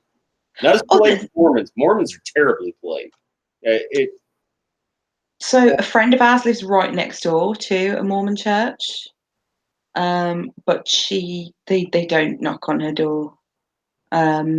We do get Jehovah's Witnesses. Yes, they're always polite, but they do try and draw you into conversation when you're polite back to them, which I am. They never understand it when you sing Hendrix at them either. No. I think the two of you will find this terribly amusing. So when I used to live downtown and work downtown, and my parish was downtown, I would always pick up extra prayer cards at my parish. I think I've told you this story, Amy. I heard this story. I think it's great. So we had a Church of Scientology down there. And you would walk by and they'd want you to, take their personality test, and they'd hand you pamphlets and all this. And when they'd come up to me with their pamphlet, like ready in their hand, I'd get out a prayer card and I'd say, hey, you want to trade? It's like Pokemon. That's brilliant. It's fantastic, isn't it? I think you don't tend to get accosted as such on the street. Like you do get, it's another common thing is Jehovah's Witnesses will set up like little stands with their leaflets on, and then they just stand there. Yeah. But they won't actively try and give leaflets to people. They will actually wait for people to approach them and engage them in conversation. So they're not sort of pestering, intrusive as such. Yeah, which. I appreciate that politeness, because I can choose to walk past and ignore them, and I'm not going to be like, oh no, here they're like, please come have sex with Tom Cruise. It's he'd need a stool though, wouldn't he? It'd be even more off-putting. It's yeah, but I think even we do get Jehovah's Witnesses knocking our door, despite the fact that outside our front door there's a Halloween decoration that's up all year that says a witch lives here with her little monsters. Next time we get some, what I want to try and do is chase them out the door going, flying spaghetti monster. You know what my doormat says? Come back with a warrant. Awesome. I've got a green man outside the door as well, but they still knock, and I'm quite polite. But if you say, there's so many things I try and say to them to make them go away, and it never works. Oh, I've got the best one. Are you having a good day, sir? Well, I was until you showed up. And they look really disappointed. You've actually said that as well. Yep. Oh, I don't know if it was to them or to a salesperson, someone trying to sort of double glaze it. Yeah, I do it to everyone. I don't care. You don't tolerate it at all. I'm quite nice to them. Like I won't be sort of outright rude, but I think I said before, it's like I'm quite. I think something like I'm quite secure and happy in my own faith, and they were just like, "And what faith is that?" I'm like, "It's not up for discussion." Spaghetti monster. It's the one I just made up in my head to make you go away. Even and I know you both aren't people of faith, but your best way to just keep people from bugging you about that, put a Virgin Mary in your front yard. None of them ever bother me. We don't have a front garden. We only have a driveway. That wouldn't work, would it? If we did have a Virgin Mary, we could stick googly eyes on it. Oh God, you would as well, wouldn't you? Me and Ben do like to troll each other with googly eyes occasionally, just to explain. It's Jehovah's Witnesses more anybody who walks door to door to, and I understand it. There is a verse in Luke, I believe it is, to evangelize the faith and so forth, and I just doing what you were told to do.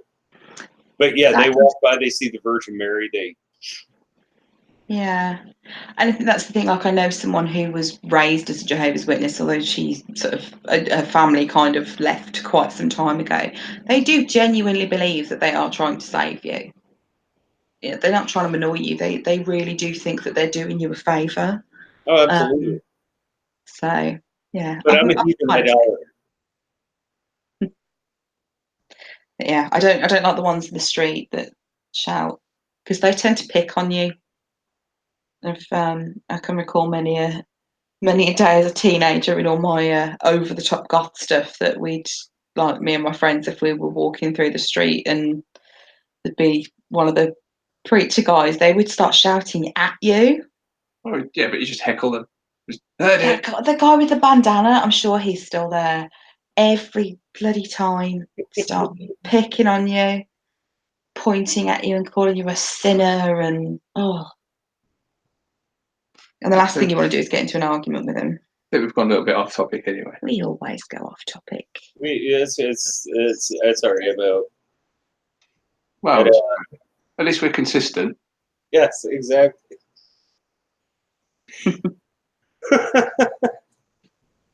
Oh, Peter Griffin says, when in doubt, a horseshoe above the door. Is that so you can booby trap it there and make it fall on their heads? Because that's what Ben would do. That'd be a waste of a good horseshoe. I have railroad ties above all of my doors and windows. That sounds cool. Actually, is there some sort of spiritual meaning behind that, or it's cold iron. Oh, okay. Yeah, but you could have the same effect with a nice axe or something like that, couldn't you? Above the door, though. Yeah. Just because I'm a person of faith doesn't mean that I'm not superstitious as hell. Yeah. I still put milk out for the pixies. Shouldn't that be special sheep liniment? The next scene is the best one of the episode. Crowley's stuck on the M25 in a mess of his own making, because the great big ring of fire has encircled it and no one can get in or out. Yes. Well, you get to see Disco Crowley for one thing, which I loved. Yes. Wasn't that last week? No, because it's in the planning meeting. No, it's not the planning meeting. It's when he's down sort of reporting to Hell about his rehashing of the M25 into the Odega. Yeah. And what is it? The Odegra. That's the one. Sign of the Great Beast. Devourer of Worlds. Devourer of Worlds. And yeah, he gets it, which is funny because it's a reference to a number of things. One of which is that there is this very consistent theological concept that evil, in Azraphile even brings it up, evil always has the seeds of its own destruction in its acts. Yeah, Julianne's just said that in the chat, actually. The seeds of its own destruction in every evil. Very true. And I love this thing in the sort of the flashback. He's talking about, like, it was some computer hacks and that's how he did it. And mostly out in a wet field. And then Hasta, what's a computer? Like, Hasta's been pissing him off for decades, probably centuries.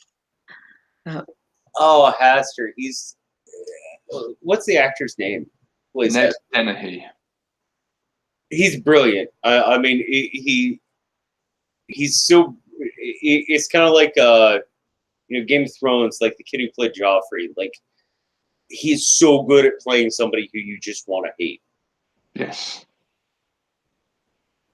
Just like, unfortunately, we didn't see Mr. Ham this week, but like, you really want to hate Gabriel. It's like, yeah, he's smarmy.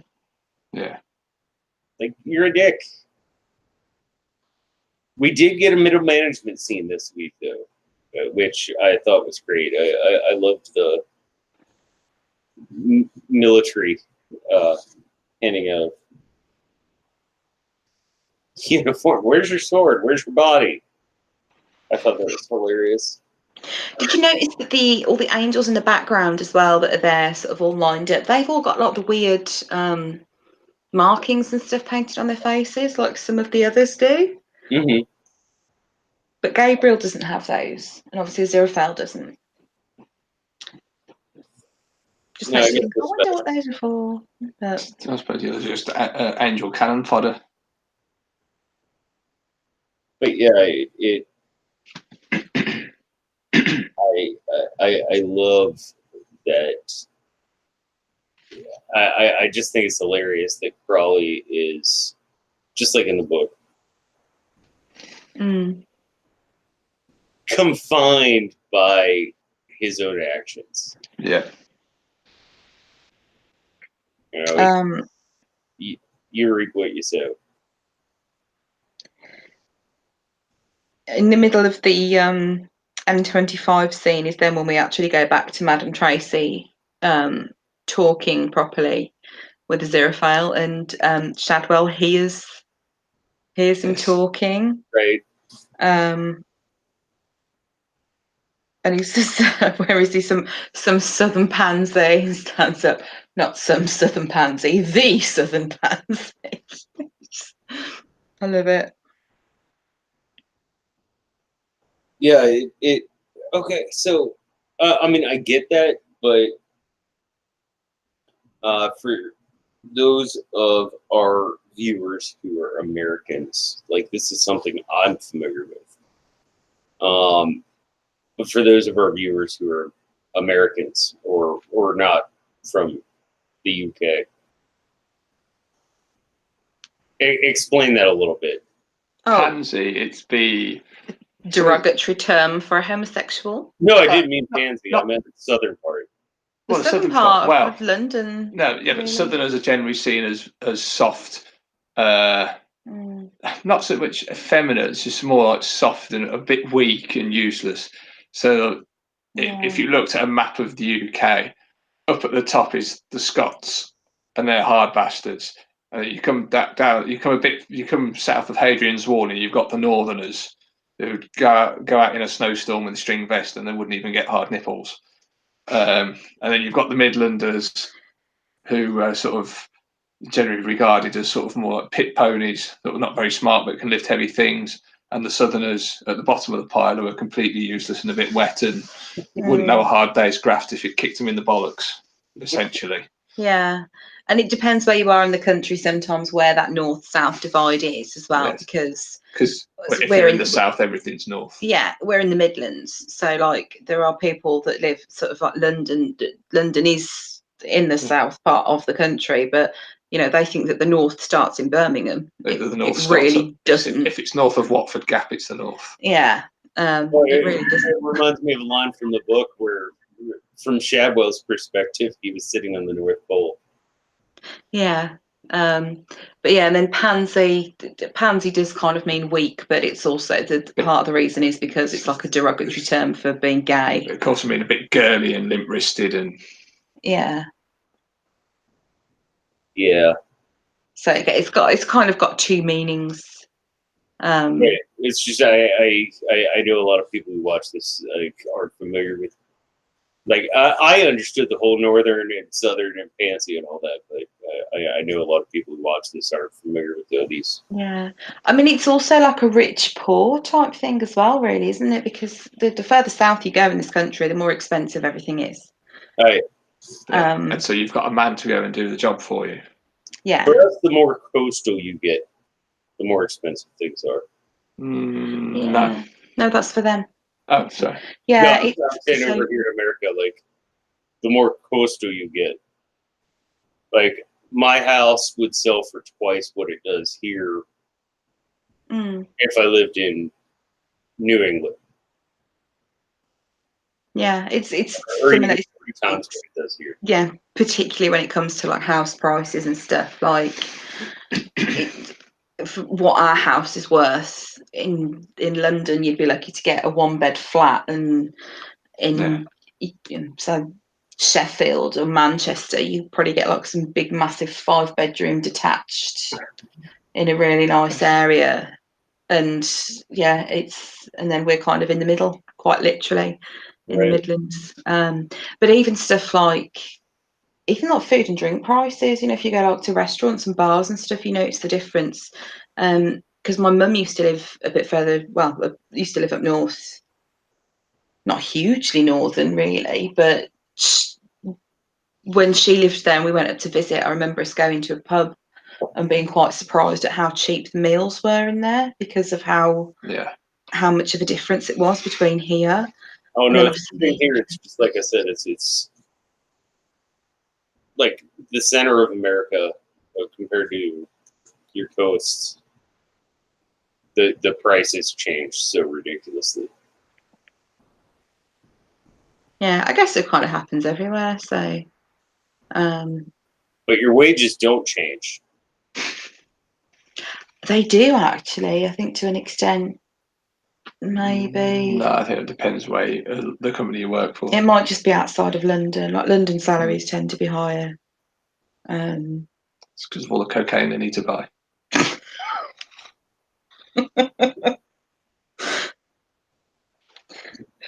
To make them happy in their £500,000 bed sit. It's damp and backs onto a railway line. People dogging in the garden. Exactly. So the Southern Pansy, yeah, he's threatened with the hand. Yes, 4 fingers and 1 thumb. And yeah, he's saying, you know, I'll cast you out, and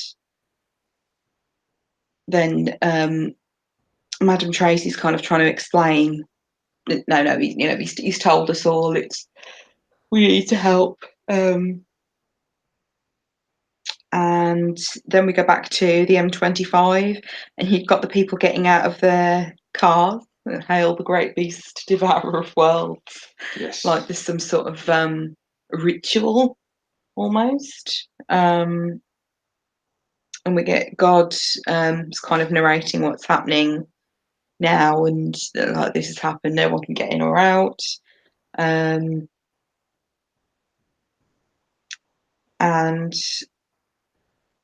wait a minute, let's have a look. I was trying to get to where we are. Oh, and we still don't get to him trying to escape at this point because we go to the call centre.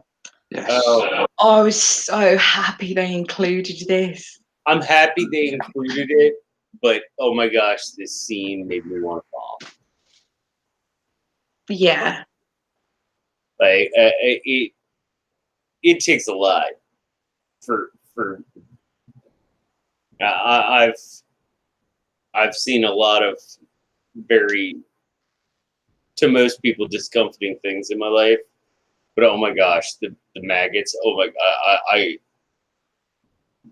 like on my second and third watch through, I had to skip through this scene because Really? I just couldn't watch it. It's the kind of thing that you watch and you just think, I wish that would happen someday to all those people in the call centres. I'm not sure if you get sort of sales calls like that or cold calling, but it's quite a common thing here with companies that will try and say, oh yes, you might be entitled to compensation for this accident you were involved in, and you know you weren't involved in an accident. They're just fishing and hoping that they can try and get you to make a claim through their company so that they can take a cut of it. Oh no, America has worse call centers than any other fucking country in the world, except for maybe, like, I mean, there might be some in the Eastern Hemisphere that it's worse. No, the scene made me want to vom because because of the maggots, yeah. I liked how well they've done the call center. That's what I was getting at. It just, I was just like, Everybody has certain trigger things. Disco rice. That's what they're known as in taxidermy circles. We had a conversation earlier about how, when a vehicle you're in accelerates fast, Yes. It makes you feel that way. Like, for me, it's vermin. Like, any form of vermin. Oh my gosh, I want to get sick. Like, I need to do everything I can not to. And that scene, I'm not saying it wasn't done well. I mean, it was done Yeah, well. it's like it's a bit more they're kind of like, it's like tentacles and stuff or something, isn't it? In the No, book? it is maggots that come out in the book, but they almost sort of coagulate into one super maggot, I think. Or they sort of, or they come out and they'll just spread over everywhere. Yeah, so it was kind of everything kind of congealed together into a great big amorphous blob, and And then it turned back into Hasta. yeah. Yeah. Because the way it's done in this is kind of like, because it's just skeletons left behind, it's like he's stripped all of their flesh to make himself corporeal again. Reminds me of Hellraiser. Like, Well, it's when he's finished. He's sort of, I needed that. yeah, like he's eaten the flesh almost. Okay, so anyway, Adam is back with kids.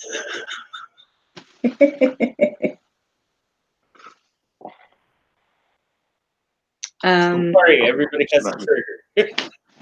Oh, that's okay. I better be back in a minute. Somebody's mentioned, who mentioned the thing about nipples in the chat? I hope someone mentioned nipples in the chat and I'm not just imagining things. Because We when will get to nipples here very shortly. there's, oh God, I'm sure somebody said, yeah, Julianne said, another, how many nipples does he have?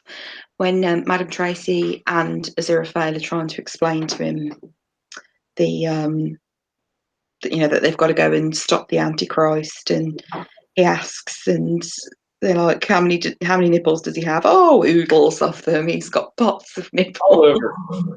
Nipples all over. It's one giant nipple, covered in nipples. Why not? And they're asking about the weapons that he's got, and he's got that the massive gun has actually been on his wall since he was introduced. Like, we've seen it a few times in the background, or like they're walking past, or it's there while they're talking. And they're asking about, he says it'll fire anything, and he's kind of giving examples of what he can fire out of it, like silver bullets and garlic and stuff. Wolves, garlic, vampires, bricks. Bricks. Oh, that'll work. Perfect. Because obviously firing a brick at someone, that's going to stop anything. Well, I know you're not a firearm person, but what's funny is the weapon that he has is a blunderbuss. It's like one of the earliest forms of gun. And what they basically did was just like stuff a bunch of shit in there and then put gunpowder to make it blow out. Yeah, I actually did know that. An ex of mine from quite a long time ago, his stepdad was an antiques dealer, particularly with guns, but antique ones. And he had quite a collection of various weird and wonderful things like that. And yeah, so I've actually seen real ones, and it'd be like all sorts of random things propped up around the house every now and again. You kind of be walking along and be like, oh, right, okay, there's a World War One rifle just stood in the corner. And Yeah, I have a weapon or two hanging around my house. oh, this was incredible. He'd actually built an extension above his garage, and it had an actual bookcase door. So it was like a hidden room, except it wasn't even remotely hidden, because you could see in front of the bookcase where all the carpet got scraped by it repeatedly being opened. Didn't really work. Oh, and by the way, the reference of the day, Julianne 89, Chekhov's witch hunter gun. Oh, that's brilliant. Oh, yeah, that's absolutely brilliant. You could write a literary paper on that. Chekhov's whisper.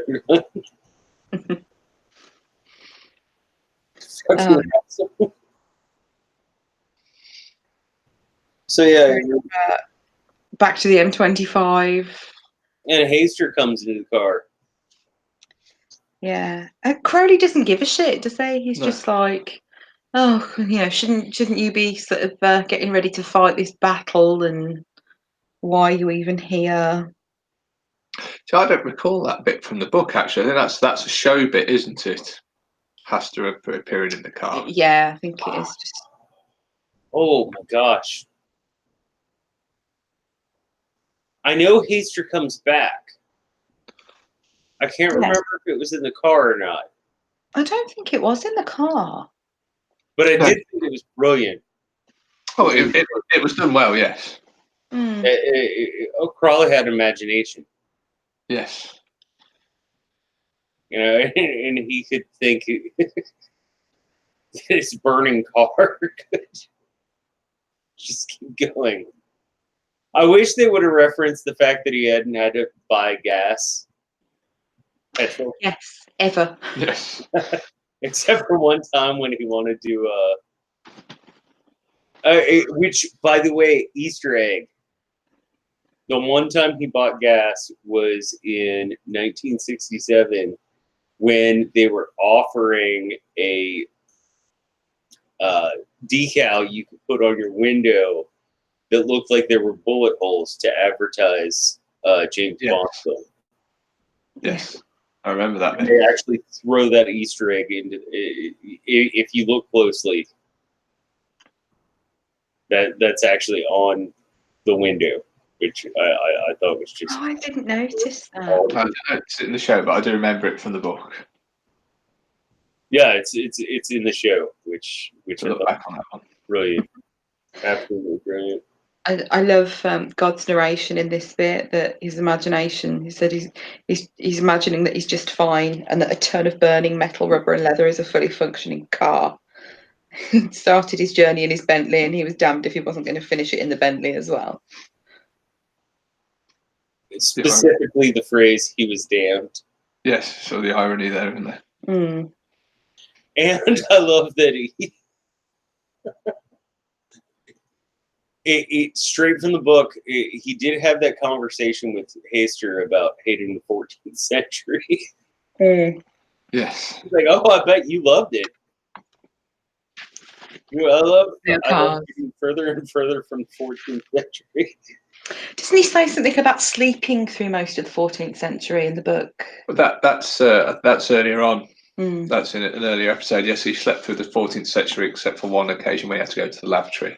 Yeah, because he hated it that much. It was boring. And then we go back to Adam, saying he's kind of starting to feel a bit bad about what he's done to his friends, and he's going to make it so that they can speak again and play, and then he's kind of summoning them as such in between this. And then this is a bit from the books where he's kind of telling them how he's going to divide up the world. Like, well, you can have this bit, and you can have America, and you can have Australia, and like trying to. It's not like he's trying to bribe them, really, is it? He's just. Well, no, because Pepper even says, what are you going to get? Well, I just want to be here. Yeah, all he wants is Hadfield. And she's like, don't you realize what a numb fuck you are? Like, I like that. I think it's very true to the character. I love her like 3-line speech where she says, a bunch of adults fuck things up, but we should fix it, not destroy it. Yes. That's so true to the book. I thought that was great. As the mother of unborn generations, I protest against this. Yes, that's a really good line. Agreed. I think it's actually because he's they decide to leave and say, like, you know, we don't like you anymore, we don't like this, and it's the fact that Dog goes with them. Yes. He follows them, like, I want my dog back, and they're like, well, you know, he's his own dog. He's not your dog. He's his own dog. Yeah. And then they just say, oh, you're really scary and you aren't our friend. You're going to burn this all away because some adults mucked things up, and that's a reason to fix it, not destroy it. And Now, let me ask you a question. When Adam has his, you know, come to Jesus moment, so to speak. That's what my grandma used to call it anyway. But is there an inside joke about the fact that Wensleydale picks up a cricket bat? Like, is that an English thing that I just didn't get? Or I think it's kind of more playing on the English traditions of cricket in the afternoon. It sort of tends to be like the weapon of choice that pops up in British comedy films. If something, for example, like Shaun of the Dead, you've ever seen that, they grab a cricket bat, and I suppose it'd be like the equivalent would be in an American film. You could grab a baseball bat or something like that, but a cricket bat is what we would have, you know, kicking around. Yeah, I did wonder also if it was because he was floating up in the sky and there's all thunder and lightning and stuff, that they think he might have been hit by the lightning and they want to use something wooden to try and poke him and see if he's okay. Because the fact that their friend Kids got aren't that hurt. I wasn't sure if there was like some inside English joke that I was not getting. You can get a good swing with a cricket bat. That reference, I can totally get that. Like, you're like, and I love the fact that Wensleydale. Yeah. Yes. Like, the quiet one. You know, the quiet, nerdy, the tax accountant. The tax accountant. Yeah, exactly. Who's like, hey, you know, you'd think it'd be Pepper. Mm. Yes. But yeah, he kind of purges it all, doesn't he? Yeah. Because he's sort of, you know, he's got the voices in his head telling him what to do, but then actually he decides that his friends and his dog are more important, and you know, his little village and the woods, and that's what's important to him. So he's kind of giving up the power, essentially. Them. I think the crux of this episode is when he's just the two words, "I'm sorry." Yeah. You know, So I don't think I was thinking straight, but I am now. Yes. And he's decided that he doesn't know what he's done, but whatever it is, they've got to stop it. And he's just so matter of fact. He's like, "Yep, we're going to get our bikes and we're going to go to the end of the world and fix it." Where are we going? To the end of the world? Don't worry, it's not far. Yeah. Yeah.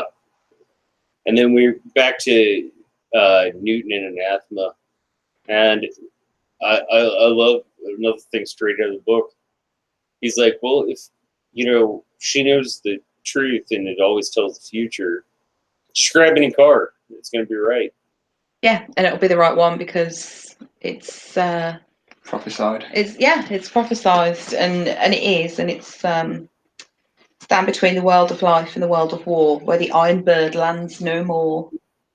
Obviously, she's talking about the airbase, and it's disused, and obviously, the Iron Bird is a perfectly reasonable analogy for a plane to someone who from 400 years ago who had no idea what one was. So, right. So they know that they've got to go to the airbase. I love the fact, Ben, you're going to appreciate this too, being a motorcycle enthusiast. I love the fact that even the Four Horsemen wear motorcycle helmets. Yes. Please promote that safety. Like, as someone who loves bikes, yeah, like even I wonder if part of it, it's so they blend in as well, though, isn't it? I think. It's part of the. Maybe over there. Over here, oh my gosh, I'll see people. There's this guy in the road for me. He wears like a t-shirt, shorts, sneakers, and no helmet. And I'm like, Is it not illegal to ride at least that helmet? it's legal if you're the operator. It's not legal if you're the passenger. Oh, okay, so it's illegal here if you were riding a motorbike without a helmet. Yeah. However, you do get the hilarious combinations over here of people on motorbikes with a helmet on, like then a t-shirt, shorts, and flip-flops. Yeah, but they'll still wear the helmet. And you're just like, what's going to happen if you wipe out? It's like the people who go to McDonald's and order an extra large of everything with a diet soda. It doesn't work really. Yeah, my dad used to work with this guy who would go. They'd go to the sub shop every, I think it was Thursday, and he would get this like super large sub and fries or chips and a diet soda, and it's just like, oh my gosh, really? It does still reduce the overall calories and sugar and stuff, I suppose. Or maybe some people just prefer the taste. No, either way, I suppose the point of getting there is if on a motorbike, if you come off at 70, you can have a nicely protected head and then just cheese grate all the skin off of everywhere else. Yeah. Exactly. Anytime I hop on a bike, like even if it's the middle of summer, and I hate being hot, but if it's the middle of summer, I've got like at least jeans on and a leather jacket. Yeah. But that's the thing, like you've grown up with your dad being around bikes, and he's very safety conscious. Yeah, like. Well, going back to the show for a minute, I think the whole thing with the helmets on, it sort of, not so much androgenizes the riders, but it almost makes them a little bit sinister because then they're each in their own colours. Black bike, black helmet, black leathers; red bike, red leathers, red helmet. They kind of have their themes going then. Julianne makes a good point in the chat. Actually, she said there's an anonymity and a menace with a with closed helmet. Yeah, and also Julianne. Yes, I got the Jared joke. I don't know if our friends over the pond did, but not a clue. He used to be this advertisement person for Subway because he switched to a Subway diet and lost like 250 pounds. Yes, they lampooned him in an episode of South Park, didn't they? Did they? Yes. He was also a child molester. Nice. Yeah, in the South Park episode, it's all hilarious because he says he got thin with the help of AIDS, meaning AIDS like people who helped him. But then obviously the kids think he got AIDS and got thin, so they're trying to promote that and hilarity. Yes, I have seen that episode actually. Yeah, I remember it now. Nice. Anyway. So we've got on the subject of motorbikes, we do have Madame Tracy's little scooter. Would be faster if they walked, and she says it'd be a miracle to get past 10 miles an hour, which kind of gives Aziraphale the idea of miracles. And Aziraphale commits his first miracle. He does, and off they fly. And then we've got the group of the horsemen on their bikes are lost, and they ask the neighbourhood watch guy for directions. Yes. R.P. Tyler. The worst, most ridiculous directions ever. I mean, you just kind of zone out even watching it. But those are terribly British directions, though. Yes, they are. I do love it. This is another thing. It's straight out of the books. Yeah. Like the scenes with everyone asking him directions. Yeah. Especially when it gets to like God saying what he wants to say is. Yes, about the car being on fire. But what he's going to say is, Well, I like the way they've done those, because they did it with they did it in the first episode with the baby swap thing, where they actually acted out what the wink meant. Yes. Because in the book, it's because of how it's written, it's just explained to you. You know, she thought the wink meant this, but she thought the wink meant that. I love how they've actually acted it instead. With the, I mean, you've still got the narration, but it works so well. yes, and did either of you notice when they got to the airbase, what the guard was reading? I pointed this one out. Yes, he was reading American Gods. Do you remember I mentioned it last week that somebody at work had told me something about someone reading American Gods in a background scene, and I assumed that it was probably that we'd missed it, and it was in the episode with Bookshop. The bookshop with Gabriel wanting to buy porn. I'd wondered if perhaps we'd missed someone in the background there, but obviously no, we didn't miss it. Well, say that the one Easter egg we did miss in the bookshop was that Terry Pratchett's hat and scarf were hung up in the background. Really? Yeah, in Oh the my bookshop. God. Okay. Do you know what episode? Well, I'm gonna rewatch this whole. I think it's episode 2. I think 2 or 3. Nice. I do know that when they did the premiere over in London, and they showed the entire all 6 episodes. Neil Gaiman reserved the seat next to him. Yes. And had Terry Pratchett's famous hat and scarf. And the scarf, yeah. Which really such a lovely thing to do. Beyond awesome. Beyond awesome. But yeah, we have Newton pulling up, and you know, it's like a running joke through the whole book, and I love how they actually kept it in the show. Anathema asks him why his car says, or no, she says, your car says Dick Turpin. I bet you want somebody to ask you why. And then she doesn't. I bet you're hoping one day someone's going to ask you why. And he goes, maybe. And she's like, okay, anyway. Like, just teasing him that little bit that she might ask him, and she doesn't. We do find out the answer, the reason why the car's called Dick Turpin in the book, so we won't spoil it just in case we hear it in episode 6. I love how it keeps repeating, you know, just like from the book. I'm sorry, I always forget his name. A terrible man from the Neighborhood Watch. R.P. Tyler. Like, everybody keeps pulling up, asking for directions. Trying to get to the airbase. It seems, I think the signs have blown down. Yes, obviously it has blown down because of the tornado.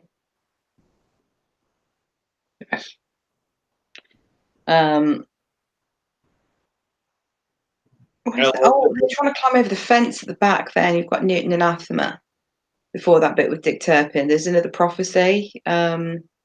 Behind the eagle's nest, a great ash hath fallen. And they thought it was about the Russian Revolution, but it turns out it's referring to an ash tree. Yeah, it you know, it gets into the humor about,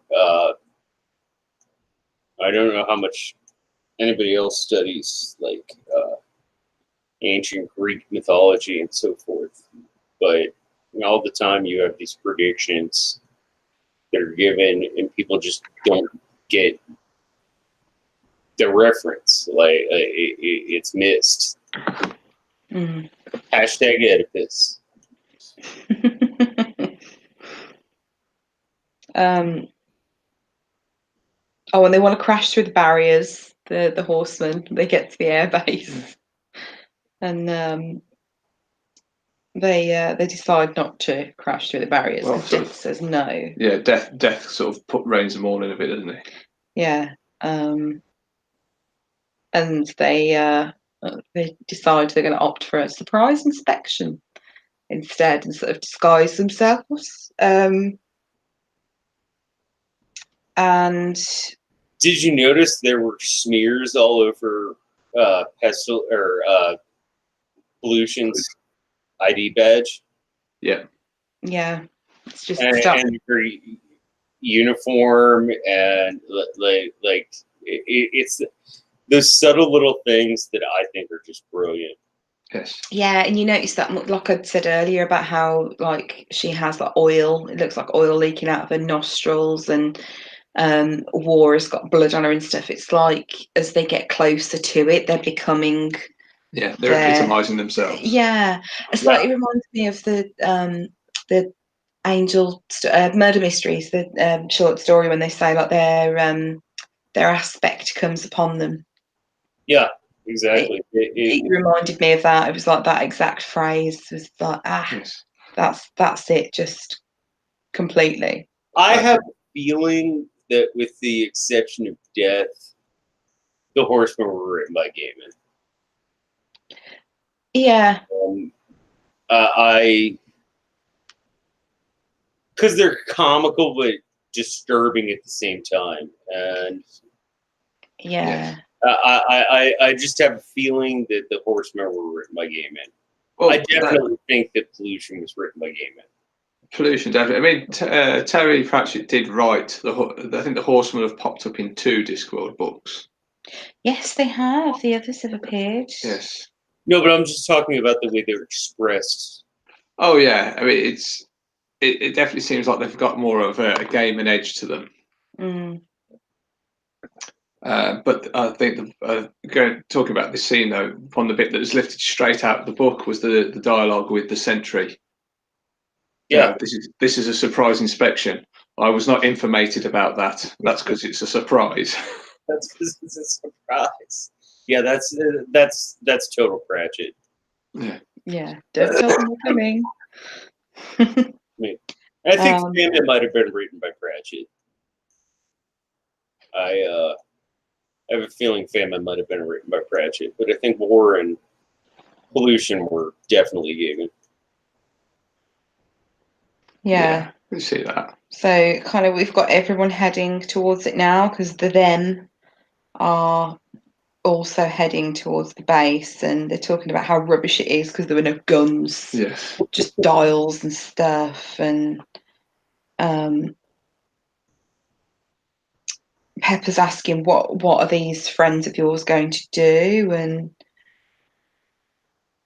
he's kind of saying, well, they could kind of mess with the computers and start stuff off that way, and no, that would be really difficult. And he's like, not if you're them.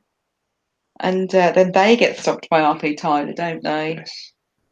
Yes. Saying like, do your parents know that you're out? And they're like, yeah, we're out. It's not against the law. We can't go to prison. That's the kind of kid I was. I would have just been like,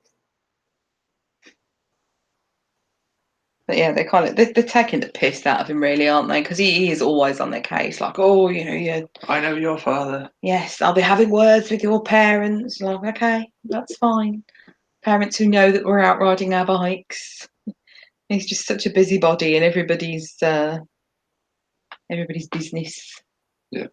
And then we have the great moment when kind of Azrael and Crowley meet back up. Yes. Nice dress. Nice dress. And he's genuinely like, oh, thank you. Like,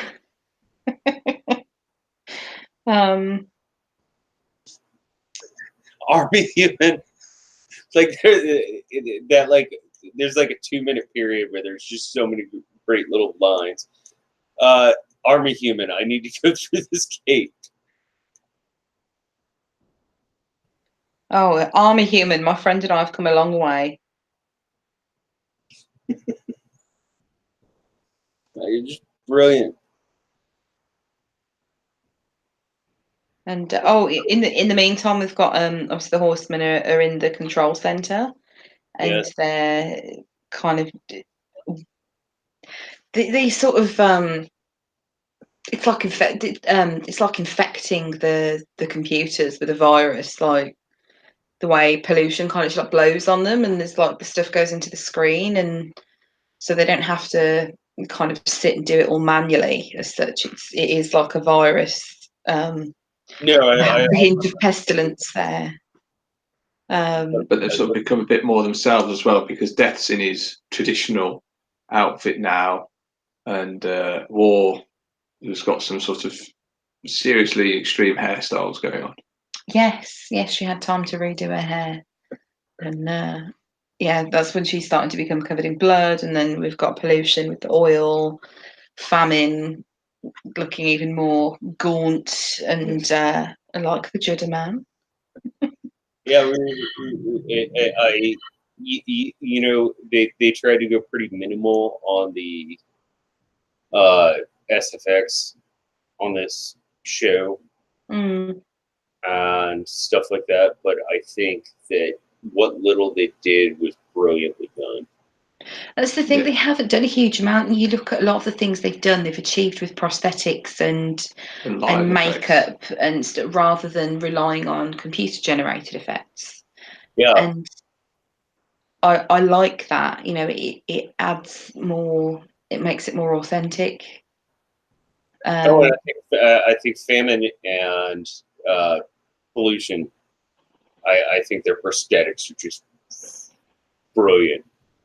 Yeah, and it's even now with how good the computer animation stuff is, you can generally still tell when it's all CG, and it's nice to see them using, you know, just actual skill, you know, skill with prosthetics, and it actually looks more realistic if you can get, you know, the makeup artists and the costume designers and stuff, when they do their job that well, it looks more realistic than if they had done it all with. Oh yeah, agreed. It gives the actors more to interact with those. You can get a more genuine reaction. Yeah, because you can't really emote when you're being threatened with a tennis ball on a stick, like Game of Thrones. Yeah. But if you've got an actual physical thing there that you can touch and feel and stuff, I suppose it gives you can provide a better reaction.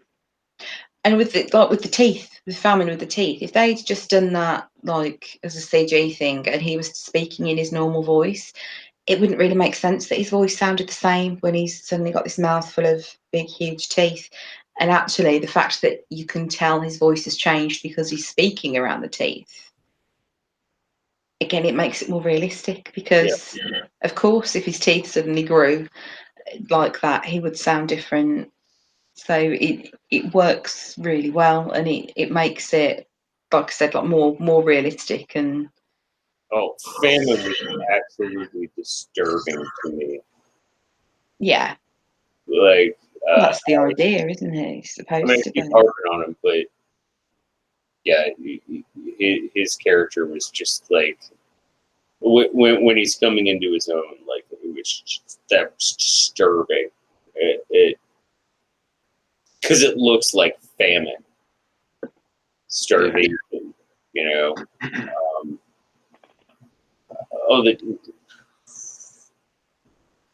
What was the line? The chickens are coming home. There aren't any chickens. No more chickens. Yeah. Yeah, we get it's not just nuclear destruction, it's chemical too. My favourite standbys are all chemical. Say what you like, plutonium may give you grief for thousands of years, but arsenic is forever.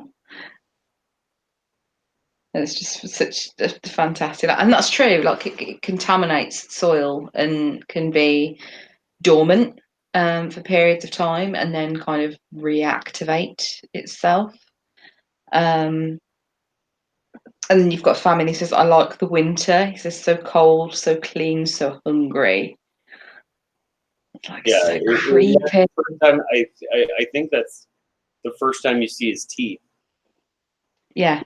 Is when he says so cold, so clean, so hungry, and then you see his. It's just, I think brilliantly done. Yeah. I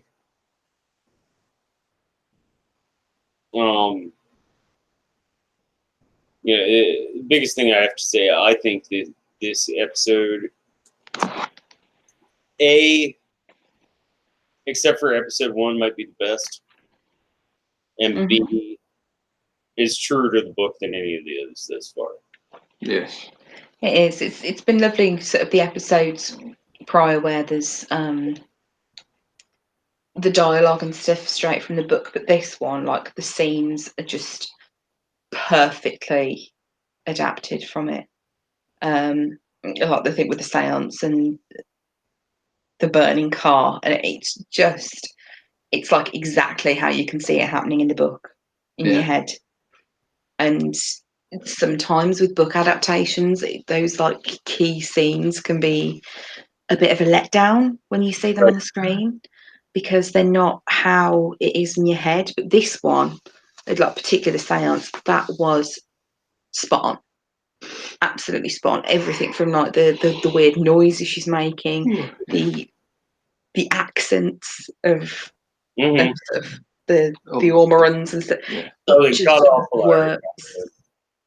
It's fantastic, and also the way that Aziraphale and Madame Tracy interact with each other, and like they're speaking out loud to communicate with each other, and how it looks so good, and we get it.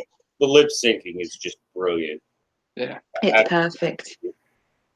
And how we've got them both almost arguing-ish, kind of talking over each other when they're trying to get through the gate, just before Crowley shows up, and they're sort of, well, it's really important that we speak to whoever's in charge, and he's telling the truth, and this, that, and the other, and the poor guard's like, can you both be quiet? And it's essentially her having a conversation with herself, it looks like, and it just works fantastically. It really does. Sorry, what did you say? Favorite scene? Oh, hang on just 1 second. Oh, I just had one of the kids. sure. It sounded like someone being sick. Can you go and check? Next door. Was it next door? Yeah. Oh, that's all right then. Sorry. It did sound like someone being sick, but if it's next door, we don't have to deal with it, so it's fine.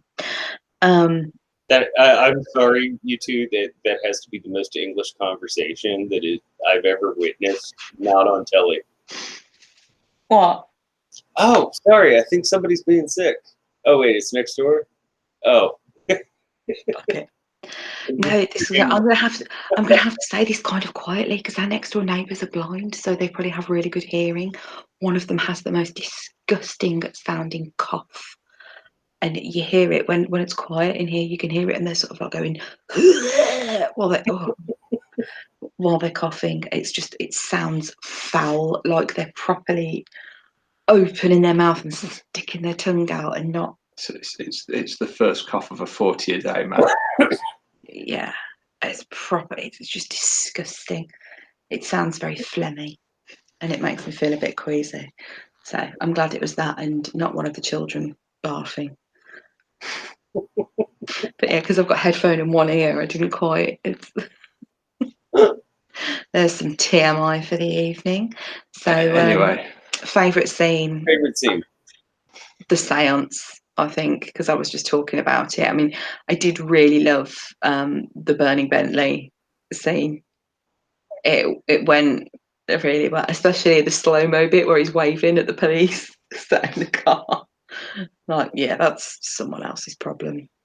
I loved how they did that, but the seance was by far just fantastic. I really enjoyed that. How about you, Bert? Yeah. Seance, definitely. So for all the reasons already been said, it was straight out of the book, but so perfectly done. And I even though we didn't get the greasy bikers, I quite liked the bit in the cafe when all the horsemen are meeting up. Yes. That was very nicely done. And pollution and famine have some gorgeous bikes. Yes. Pollution just needs to clean its up, but I guess that'd be against its morals, right? Yeah. What about you then? What was your favourite scene? Okay, I'm gonna get all touchy-feely here.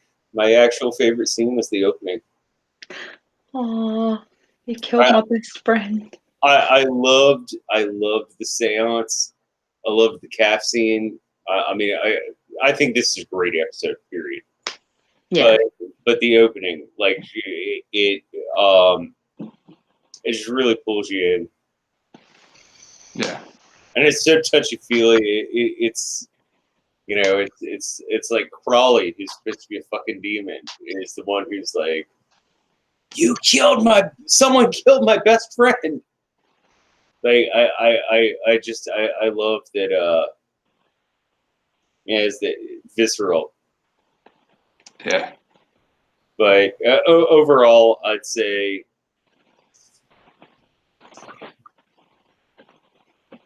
start to finish, this is probably my favorite episode of the season, of the series so far.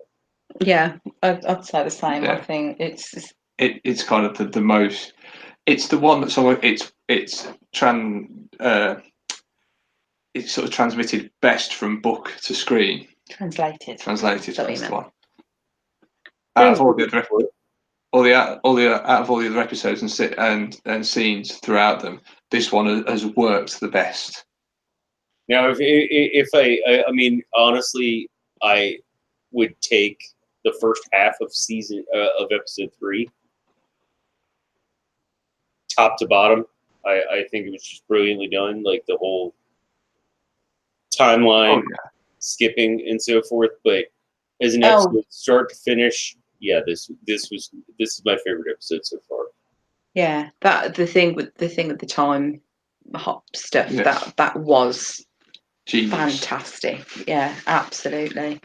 But yeah, I think we touched on it, like it's not really book stuff. Right. So. But it makes sense that. Good. Right? It's what makes it good, because if you want to read the book, we'll read the book. You know, if you're going to watch it on telly, there should be some changes. Hopefully, yeah. they're But better. that's what makes it so much better, is that those changes have come from Neil Gaiman, so they just work. Yeah. Right. It's not like you have 2 writers who are worried about a series that they're going to be doing on another enterprise. Yeah, like trying to get to the finish. Yeah. Lacking source material. Let's drop that conversation. Ranking? I am going to give it. I'm going to go for a 10, actually. My first 10. I'm going to give it 10 out of 10 double entendres. And I'm quite disappointed that nobody from the Cylon Johns, apart from Julianne, is in the chat, because this is the perfect moment for #enter my body, which we haven't had for a while. Johnny and Kenzie have a stream tonight, so they had to. They had to bounce. Well, yeah, it definitely fits. And I think Clarissa's recovering from her 19-month holiday that she was on. Yes. Yeah. Right. Ben, what's your rating? I would say 9 out of 10. Famine's motorbikes. Oh. I'm sort of like you. Apart from the first episode, this is possibly the best start to finish out of all of them so far. And not just as a book translation, I mean, as an episode of a show that, say, you've never read. Yes. I think it's. Yeah. I'm going on the basis as well. It's the episode I've grumbled about least, which is probably a good thing. That's it's a good sign. Actually, Ron Holler was pretty disappointed that you didn't grumble a little more. I'm sorry. I'm sure I'll make it up to you next week, Brian. Yeah, next week's episode, if it pulls the Game of Thrones on us, don't worry, it'll just be grumble from start to finish. Yeah. I'm going to agree with Amy. I'm going to give this 10 out of 10 sunglasses in the glove box. Excellent. Because I'm pretty sure I have more than that. But I do somewhere.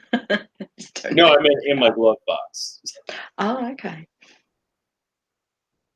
Which, by the way, we didn't cover that scene, but I love the scene where he's just like, okay, bugger off. Grab some new glasses. Mm. Haster grabs the glasses, breaks them. Yes, he loses 2 pairs. Yeah. Oh, Bobby's still here.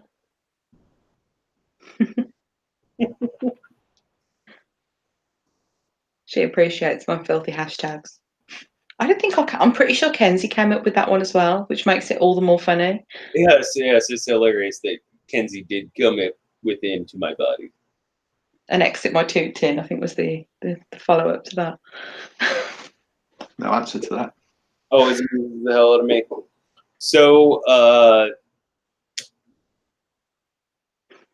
everybody, we will be doing a premiere next week. Mm-hmm. Just because there's so much traveling going on, and we're going to have a very, very special guest. If you haven't guessed who it is, you're thick as brick. But Thick as a castle wall. yeah, as well.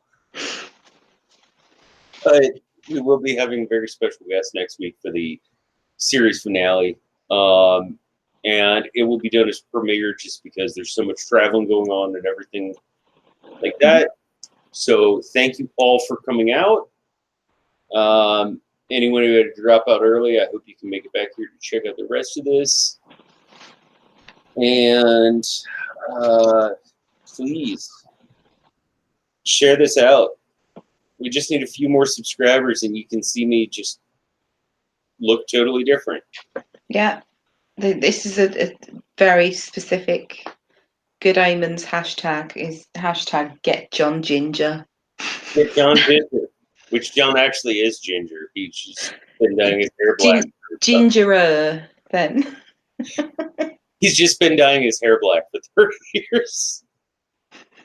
I've been dyeing mine black for 17 years. Yeah, something like I that. think. Sounds about right. A wee bit younger than I am. Everybody, thank you for coming out, and I hope you enjoyed this episode. I hope you enjoy the show, and I hope you have a wonderful day. If you're And enjoy the season finale. sorry, And enjoy the finale, the final episode. enjoy the finale. I'm going to be watching it tonight. If you're here in the States, please enjoy Independence Day. Be safe. Actually, it's the highest pullover day of the year, so please be safe.